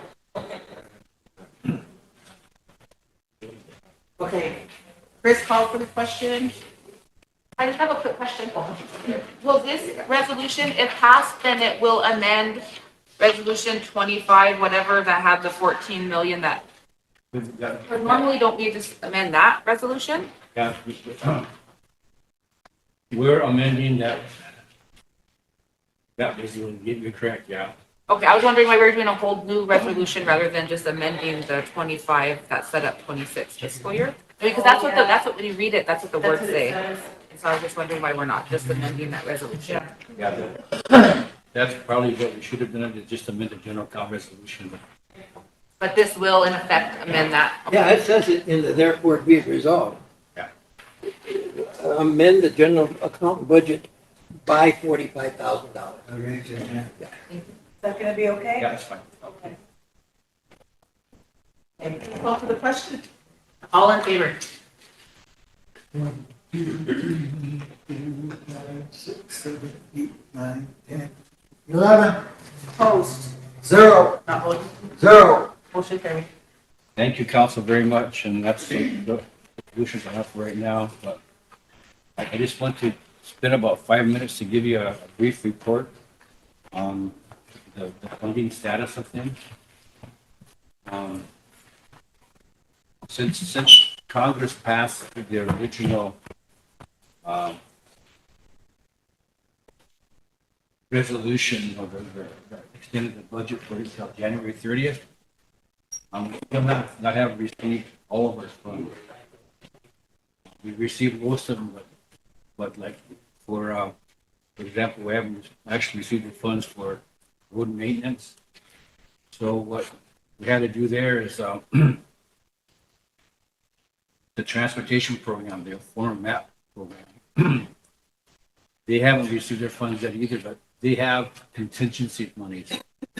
So they took 10% of their contingency monies and loaned it to wood maintenance for that wood that's going to operate. And then whenever their monies come in, they'll reimburse it. So we advanced them $150,000 earlier. They got $274 from MAP 21, so they should be good till maybe the end of February. We advanced like $600 and some thousand to adult corrections. Their money came in, so they paid that back. But now we're advancing them again because all of their original appropriations were used up. So, and theirs was like $125,000 for the 2 years. So it adds up. Small programs like THPO, again, adult nutrition. So small ones like that, we've been advancing funds because all of their money is not here yet. Most recently, because of the activity that happened in Minnesota, all of our child care funds are closing. So we haven't got any money for them for a while, so I've advanced them usually 92,000. This morning had advanced for another 15,000. And our monitor is working with the Denver office to try and get those monies released. But what the administration has done is they've frozen those funds, so every agency that receives child support money now has to verify to the federal government that they are a legitimate child care provider. We have to go back, I don't know, a certain period of time, give them all of our children's names, our babysitters' names, all the financial information. And then once they're satisfied that we are a legitimate child care provider, then they start. Is there a time frame to that, Mike? There is no time frame. So it could take a year. We don't know, but we've already went through one tranche of information. We sent it in. Now there's a second tranche that's requested, so that's what they're working on now. We're hoping that that's the last of it. We'll get some money shortly, but we don't know. Are those nice to prove that they're legitimate? Are they pretty strict? I don't know, by strict, but they're all these guidelines are subject to interpretation. Depends on who's looking at it, their interpretation. They want all the daycare centers in the United States to go through this, show them that, prove that they're legitimate. That could take a long time. And I think, Michael, that they'll release money. I'm just saying it could. As they get through, but to Lisa's point, do we have sympathetic people reviewing this information? Or do we have people whose job it is to reduce the funding information? I don't know. That's what you. And in the meantime, we have to finance the operation. Along with all our other obligations. All of our I have a little over $700,000 out right now, and it's getting higher. That's why that last resolution we passed for the internet, I asked you to use LITC funds, so I didn't have to advance those funds anyway, so. Sherry, do you have comments? Yeah, I did. I just wanted to say that, whenever we met with, Treasurer Beach, I wish we would have known that. I think that would have been something good to talk about. They were talking about that Supporting American Families Act, and they're doing all of this thing where they're putting money into an account to, I don't know, they're allocating money for people to support families because we have such a low birth rate in the United States. So at the upper level, America is trying to increase their numbers, but at the same time creating restrictions on us and possibly gathering data on us right now when it comes to them asking all of this stuff. So I just wanted to say that. Thank you for taking care of our programs. we probably should have a full day where you can bring us up to par on all of our finances for everything during your report, because your report does tend to get kind of pushed aside, and it's one of the most important reports that we should be hearing. Thank you. Treasurer. And just a couple of things. First of all, our injury cost, we're really hurting injury costs because we still have not received our 23 allocation. And we have not received a whole bunch of injury costs for this year yet. So we're really hurting. So we're having to supplement that also out of our general account.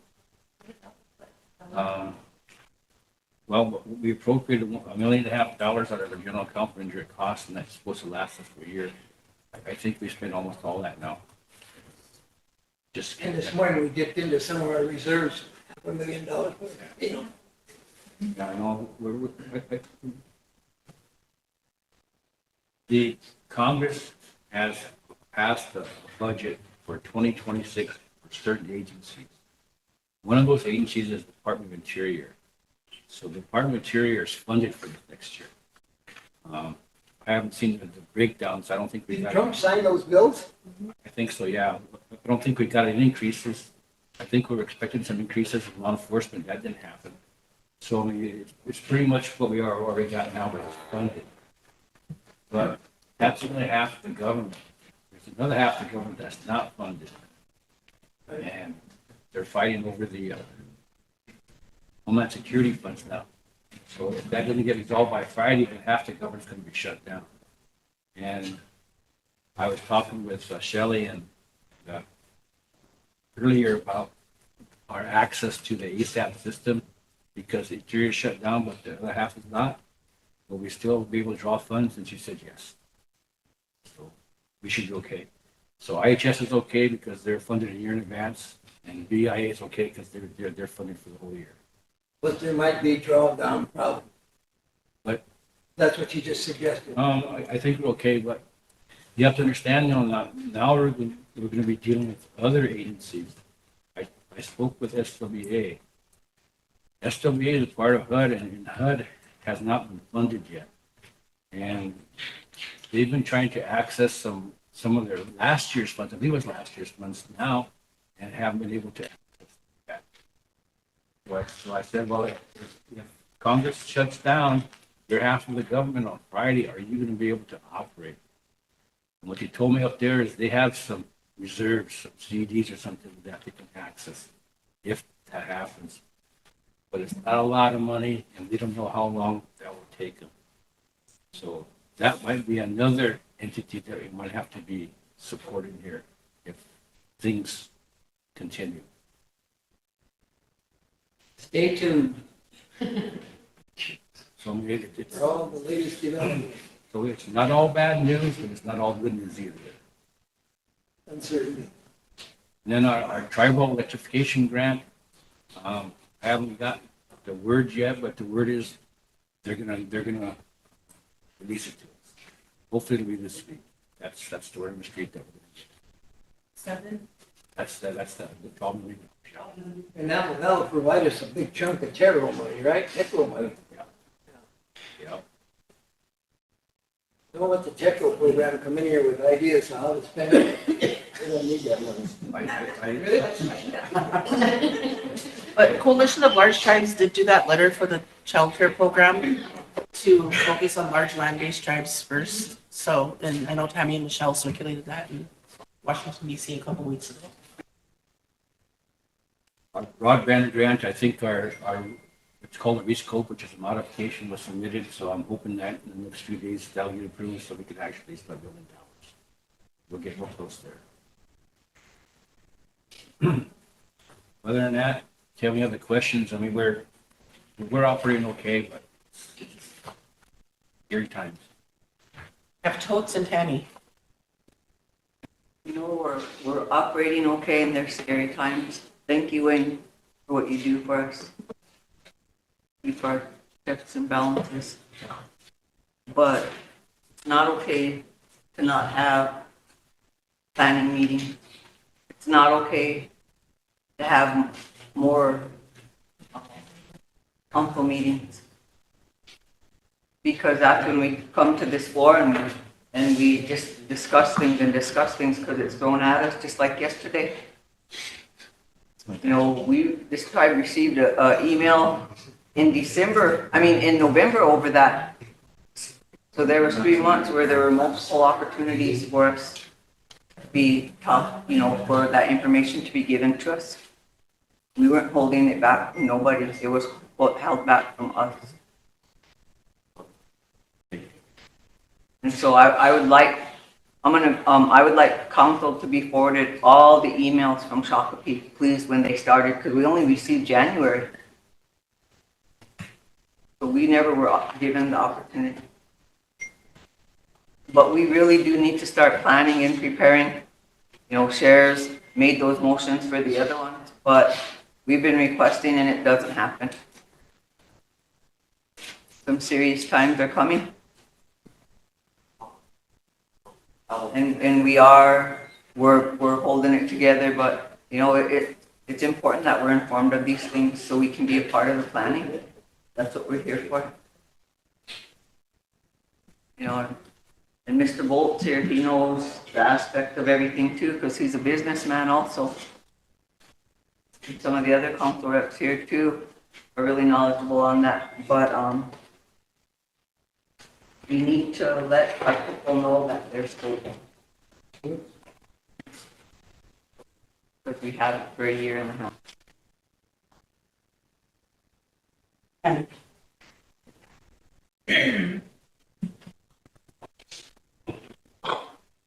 Just for public information, STOP benefits were approved and they're not going to get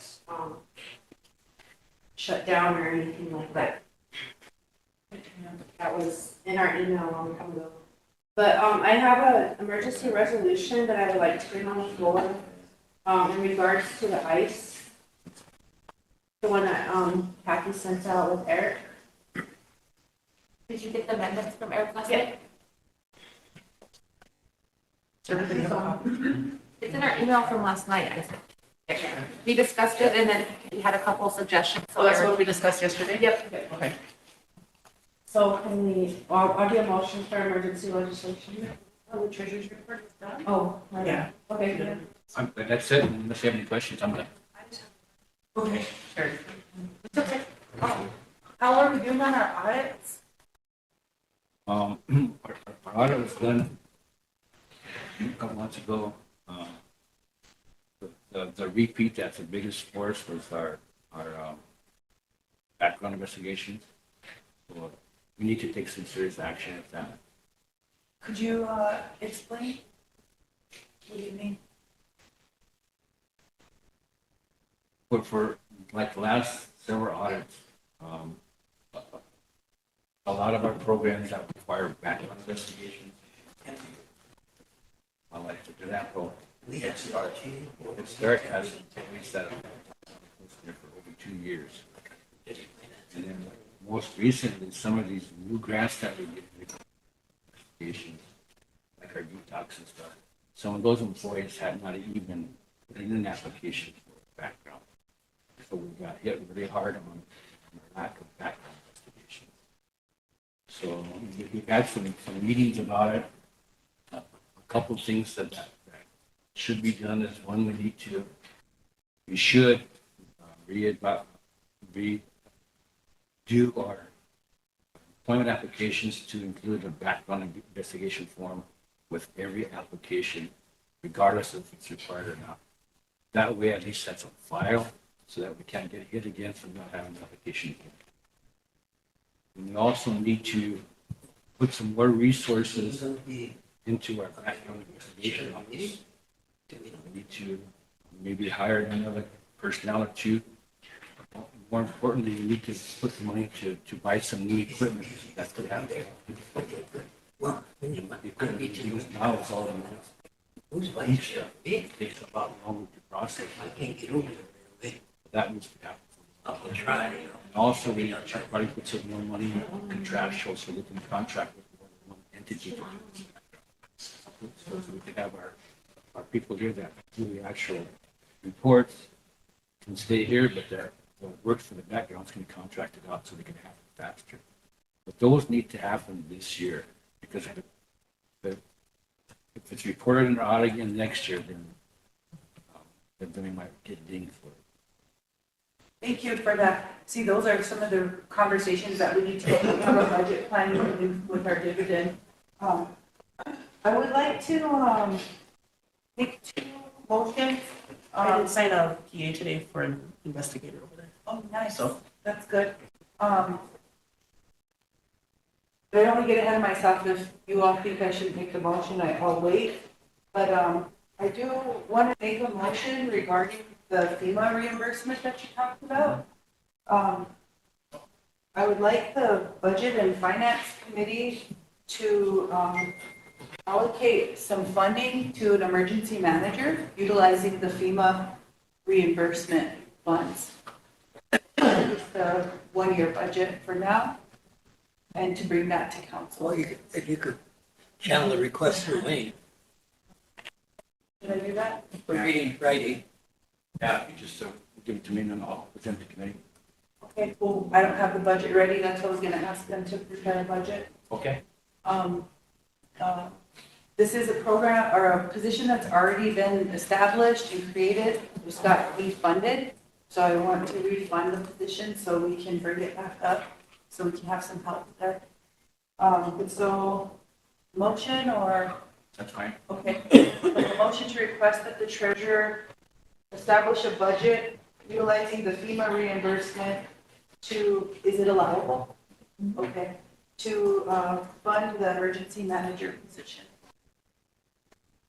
Motion by Sherry, seconded by Totes. Any discussion?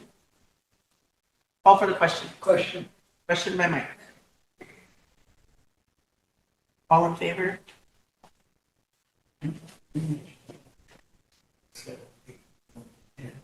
11, Opposed? 0, Not voting. 0. Motion carried. Motion to have the personnel committee, is that in the ordinance? What's that? The background investigation? Is that in the ordinance with the application? No, it's not. The background investigations are required by everybody. But just a suggestion that we include more applications so that it's on file. Okay, so I'll make a motion to have the personnel committee, research, attaching background applications to all applications, and report to the personnel committee what they think is feasible. Awesome. All employment applications? Yes, all employment applications. And report to the committee? Yeah. What's feasible? Yeah, and then we'll bring that forward. Motion by Sherry for a second. By Ben. Any more discussion? Call for the question. Emily. All in favor? We go in. 4, 5, 8. And what's this on that position? Her motion is to have the personnel committee research the applications to attach that background investigation. 11, Opposed? 11, 0, Not voting. 0. Motion passed. One more motion. Madam Chair, Motion for Chair, the, sorry, can I ask a question? Yeah. It has to do with the motion that we just, in the audits, or maybe it wasn't in the audit, maybe it was just in some conversation, there was also a need for addressing the background investigation department and maybe getting them new equipment or help build staff capacity. Is there going to be any discussion on that, or has that already been done? I don't think that's. Because I think if we do this, it's a very good thing for our audit, and I think it needs to be done, but I think it's gonna even increase the need for building that capacity within the office if they can't, if we're already having a backlog. Anyway, I just wanted to know how we're gonna address that part. That's my next motion. Sorry. So I wanted to make a motion to have, the treasurer work with, I don't know what the title is over there at the background investigation office, the attorney general's office? Probably. Okay, So to have the treasurer work with the attorney general's office to create a budget to include contractual equipment upgrades and additional personnel for review by the budget and finance. Yeah, for the background investigation. Yeah. Contractual equipment and person, additional. And equipment.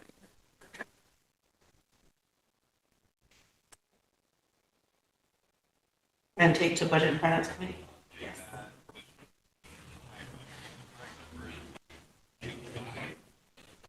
Sheriff, can I ask a clarifying? When you say contractual, is that in addition to regular employees, or are you talking about? Regular, no, addition.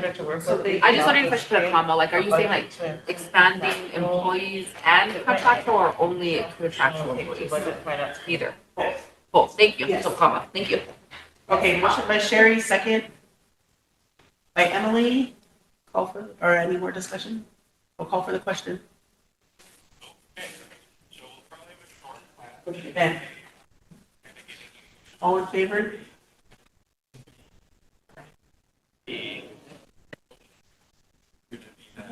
Yeah. Opposed? 0, Not voting. 1. 10-0-1, motion carried. One more thing, Treasurer Floyd, sorry, Ben. Ben wants to go home, I'm sorry.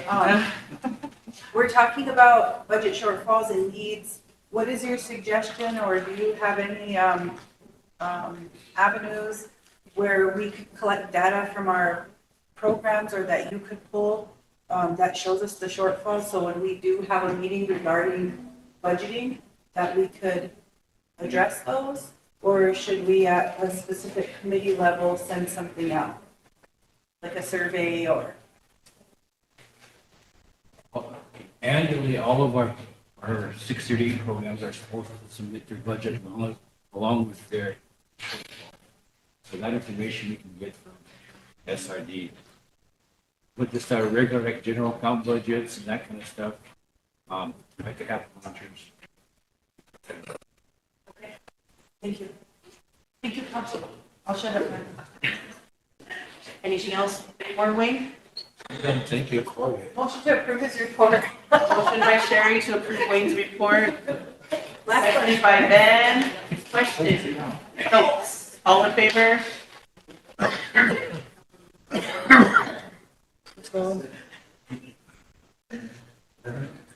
Opposed?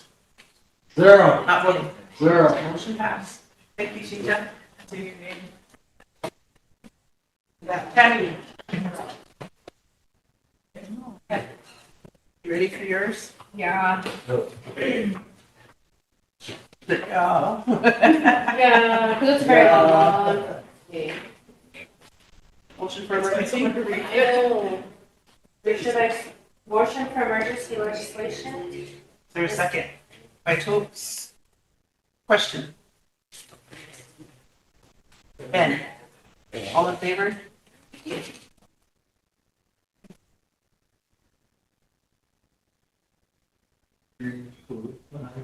That's right. 6, 7, 8, 9, 10, Opposed? 0, Not voting. 1. 10-0-1, motion carried. Is it, 2026-14? Yep. Motion approved. Approved. By Tammy, there's a second. Right, now, we'll read it in. Let's see, where should I start? Therefore, we're at. First word. Really? Okay. Rosebud Sioux tribe. Do we have Eric? I'll start. Yeah. On page 3, the therefore be it resolved. Can I do that? And waive the reading? Waive the rest of it? I think so. Did you see that? I think you should lay out the background of the dates. He's a full history. It was in our For the record, email. to waive the reading. Okay. Go ahead, you wanted to read it at the therefore? Yeah. Okay. Okay, therefore be it resolved, Rosebud Sioux Tribe stands with and joins the I think I need to take that out, right? Because he has a line through it. Yeah, don't read the line through. Just say strike Okay, strike. and then start reading it too. That's a little weird though, it doesn't Yeah, read it's a right. little weird, it doesn't look right. Eric's right there, maybe we could ask him. This don't look right, Eric.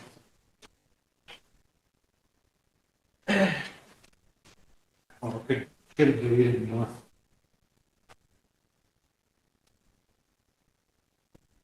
Okay, so what am I reading? So the Rosebud Drive condemns the Just unlawful use? should say, Rosebud Sioux tribe condemns the unlawful use. Okay. Therefore be it resolved, the Rosebud Sioux tribe condemns the unlawful use of lethal force, the unlawful and acceptable violation of tribal sovereignty and of the constitutional rights of tribal members as both U.S. and tribal citizens. And be it also resolved that the United States Department of Homeland Security, Immigration, and Customs Enforcement shall not be permitted to enter and conduct immigration enforcement activities on any lands within the jurisdiction of the Rosebud Sioux tribe, included but not limited to the exterior boundaries of the Rosebud Reservation, all tracts of tribal trust, allotted and dependent Indian communities within the counties of Tripp, Todd, Millette, Gregory, Charles, Mix, Lyman, counties of South Dakota, RST lands and Pixie, and any other trust lands located outside those counties respectively, and all lands owned by the Rosebud Sioux tribe in fee simple unless ICE officials request government-to-government consultation with the RST Tribal Council and obtain prior authorization by resolution from the Rosebud Sioux Tribal Council. And be it finally resolved that the president of the Rosebud Sioux tribe or his or her authorized delegate to authorize and direct to transmit this resolution of the Rosebud Sioux tribe to contact the members of the South Dakota Congressional Delegation and other members of Congress and to the Department of Homeland Security to express the tribe's policy and position on unconstitutional violations of the rights of the tribal members' rights, unacceptable and unlawful violations of tribal sovereignty, and the Fort Laramie Treaty of 1851 and Fort Laramie of 1868. Discussion. We need a more. Call for the question. My class. I just said we need a war hoop. As amended. As amended, okay. Call for the question? Mike, all in favor?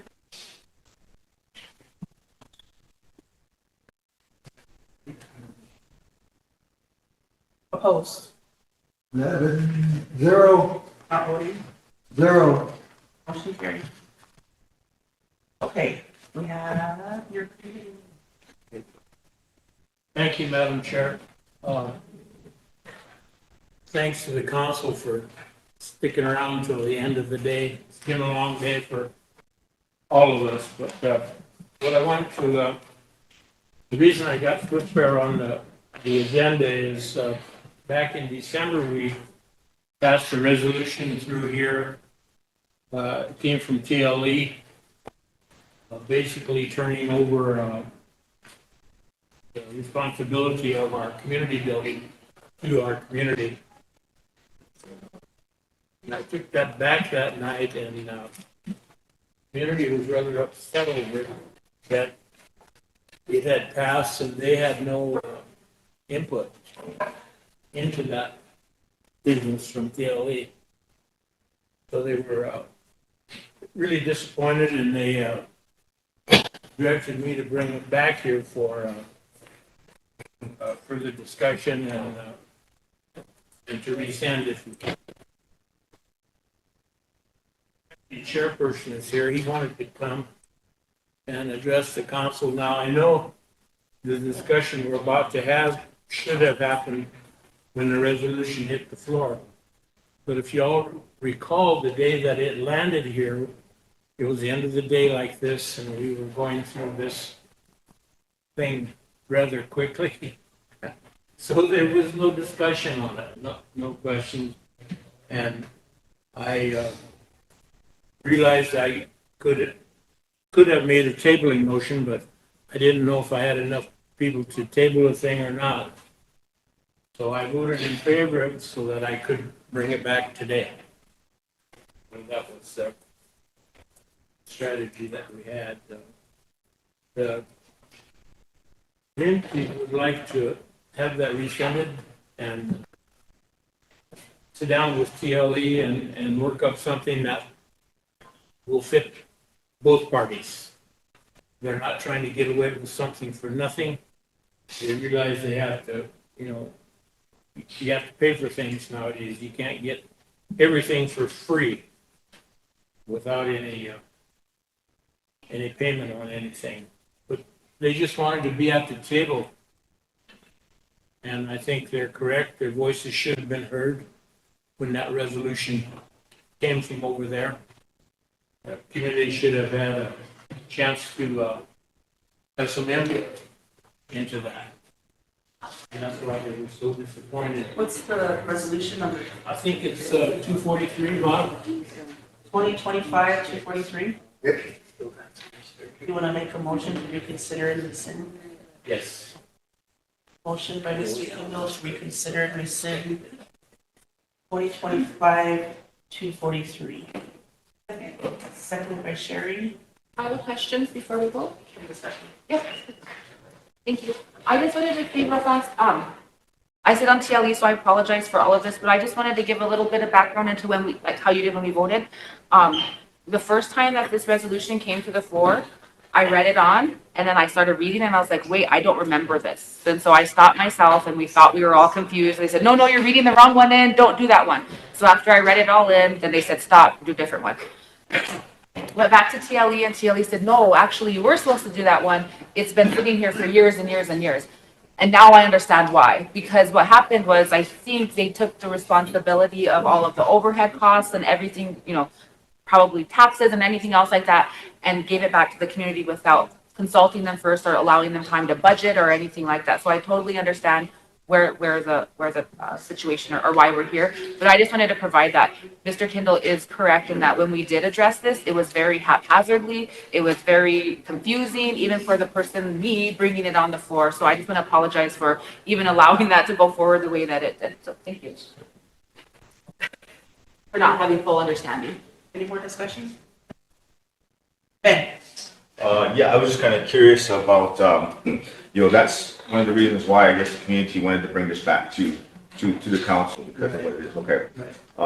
And I guess for me, for TLE not being able to discuss this with the community, I suppose is one of the biggest issues we've had here. So, yeah, I too, I guess, am kind of concerned that they would just hand over all these expenses to the community, regardless of what they think is happening. So that's my clarification on it. I think that's just what I'm trying to make sure. Yeah. And the community realizes that there will be some expenses, but they just felt that they couldn't handle everything that was in the package, in the resolution. But they are willing to sit down for some further discussion and come up with something that's right and correct for both parties. Any further discussion? Question by Ben. I'm sorry, did you have your hand up? No, I was gonna question, but I said. Okay, question by Ben, all in favor?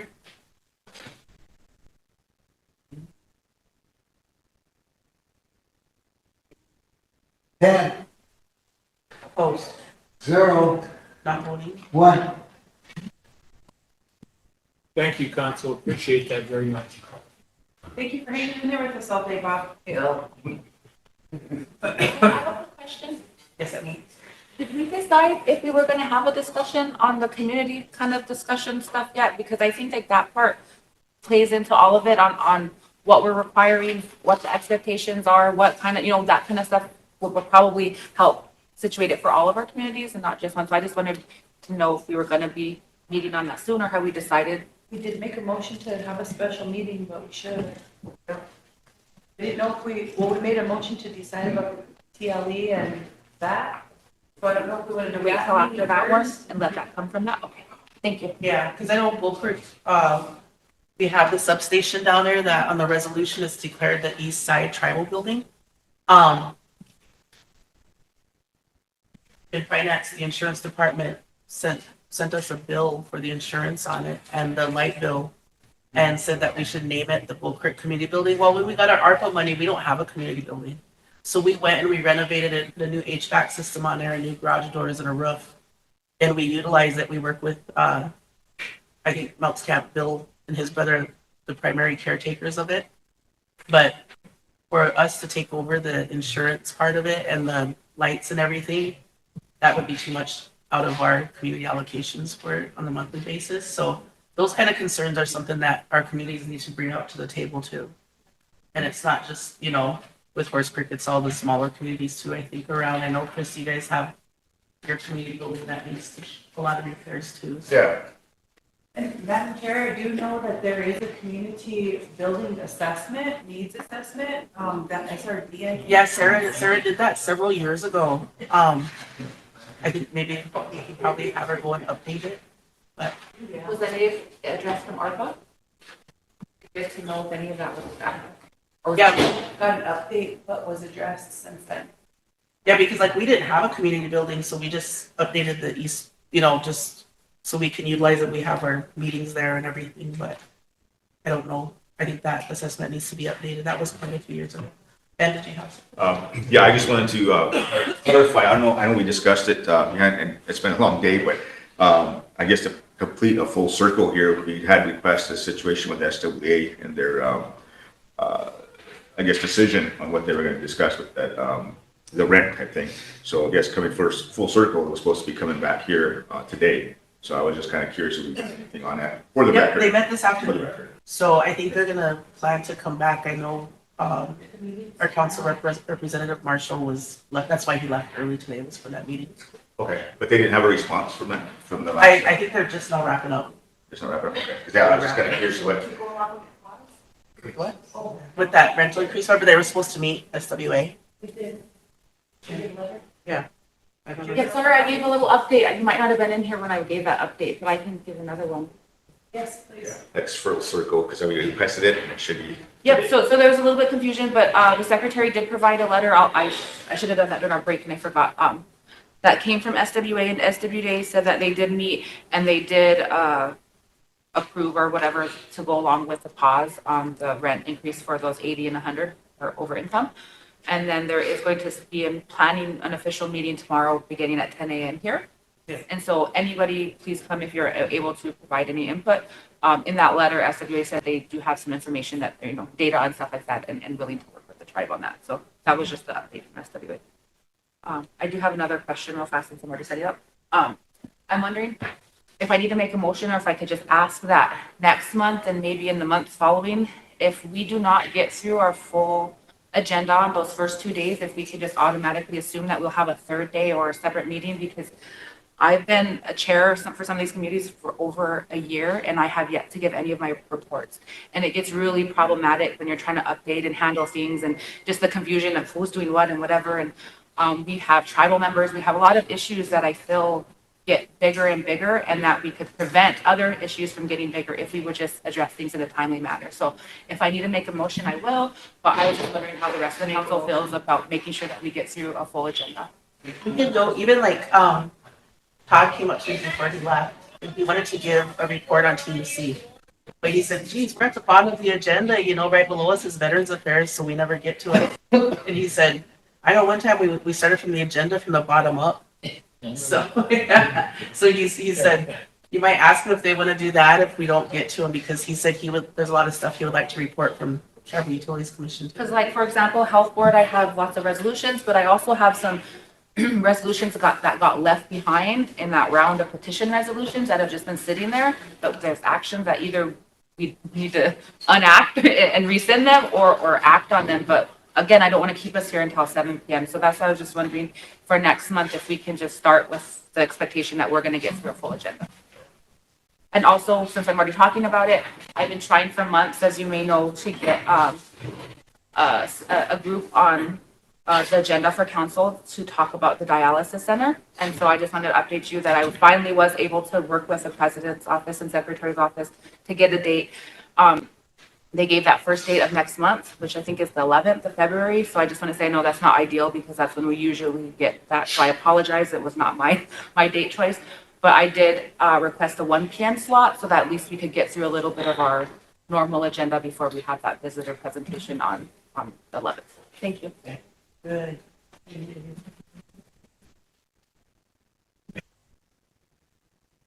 Oh, go ahead. Because of how the meeting was ended yesterday with an emergency, I didn't want to be disrespectful. But I do want to let the council know that, the chair cannot end a meeting unilaterally unless the agenda is complete or if there's an emergency going on in the building where we all have to leave right away. So really yesterday, the meeting should have been recessed unless she asked us to make the motion to adjourn. So I just don't know how the council wants to handle that since we didn't finish our agenda. Do we want to talk about that and address it in recess so we can continue on with our agenda? Because, yesterday was not ended properly, and I understand why. That was very scary for our president to have that family emergency. So I don't want to be disrespectful, but I also want to make sure that we are handling business. I want feedback from the council. Eric, do you have any suggestions on that and how we can?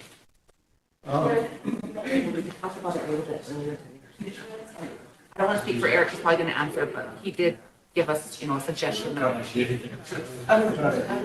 Sorry. Oh, I just, we had a discussion with Bacon, he said that we make a motion to suspend the rules and then we can continue on with the agenda. Yeah. And when the meeting was adjourned and all the continuation of your agenda.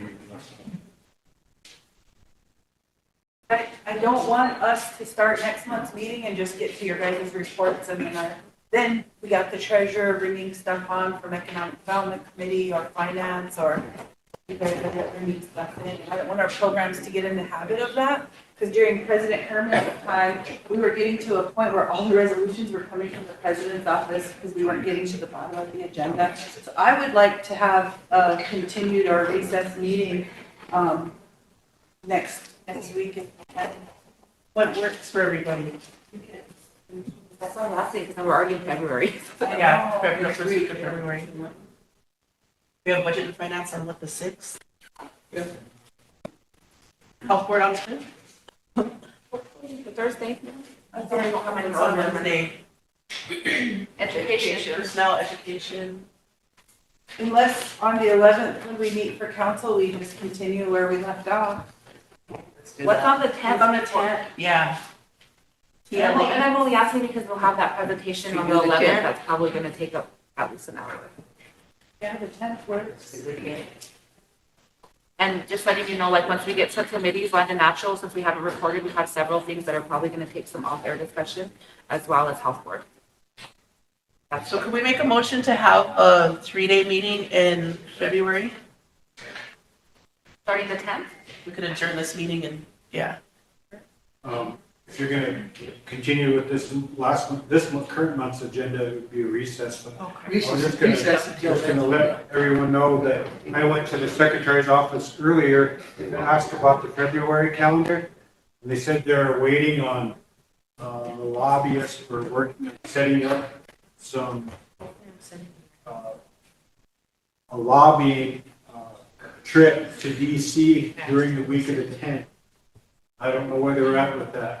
And that's why they were waiting on February. That's determined on a shutdown too, so. Yeah, and they were gonna, that's why we don't have the February calendars. So I just wanted to let you guys know that because I needed to know in case I had some upcoming court appearances when council was gonna be speaking. Because those people already bought their plane tickets to come for the 11th, so that would have been important to know. That's why I coordinated in advance this thing. I have a trip out there next week too. That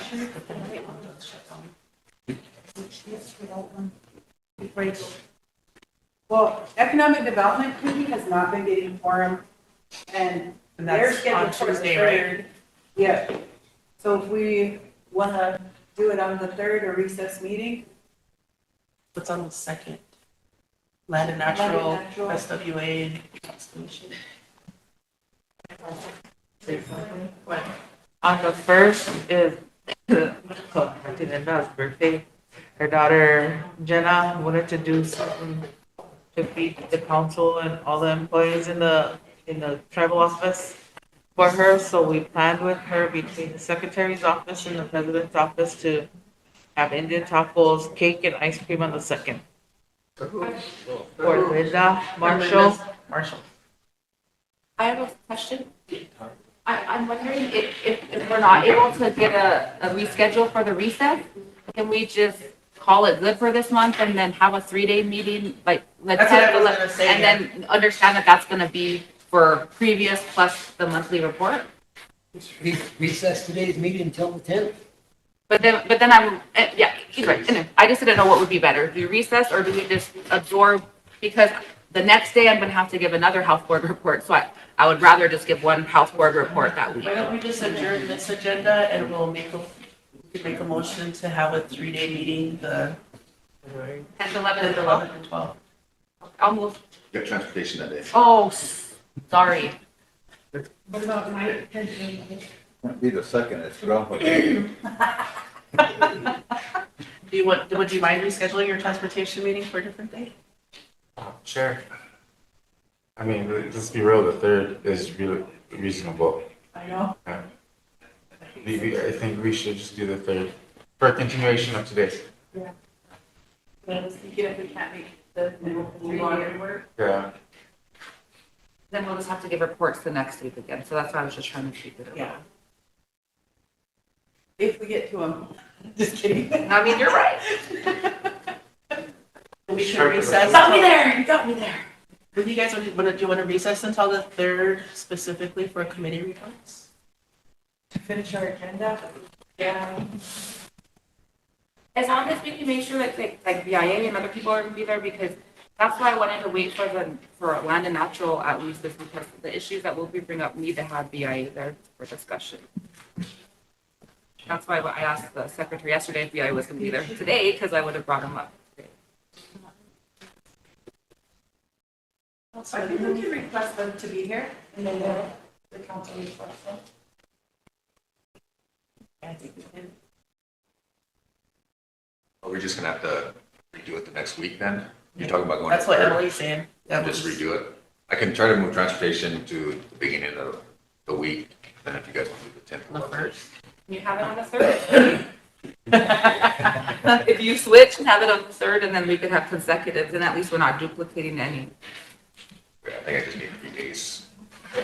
Yeah, that'll probably work out better for him. Taking off the slot for that day. And that way, if we have any carryover on council, they're kind of consecutive days. But maybe if you need economic development and that's that day, at least we'd all be here. No. Not funny. You guys can tie yourself into a knot. I'm just trying to get us to meet, Let's just sorry. move the 10, 11, 12. I'll move to have a meeting on the 3-day meeting, the 10, 11, 12. Motion by Emily to have council meeting on the 3 days on the 10th, 11th, and 12th. Seconded by Cole. Question by Mike. Fake me out. No discussion, let's vote. Discussion? I'm so sorry. Transportation, I'm sorry. All in favor? Good question. Oh, I'm sorry. Mike. 11, Opposed? 0, 0. Motion carried. Motion to adjourn. I'll move. By Sherry. By Chris. Question. Ben.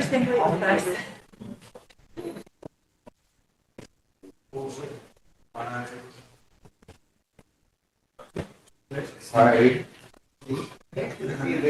Yeah. Hey, Michael. Wow, what time's the meeting on Saturday? Jerry faked me out. I know. He's like, oh, scratch.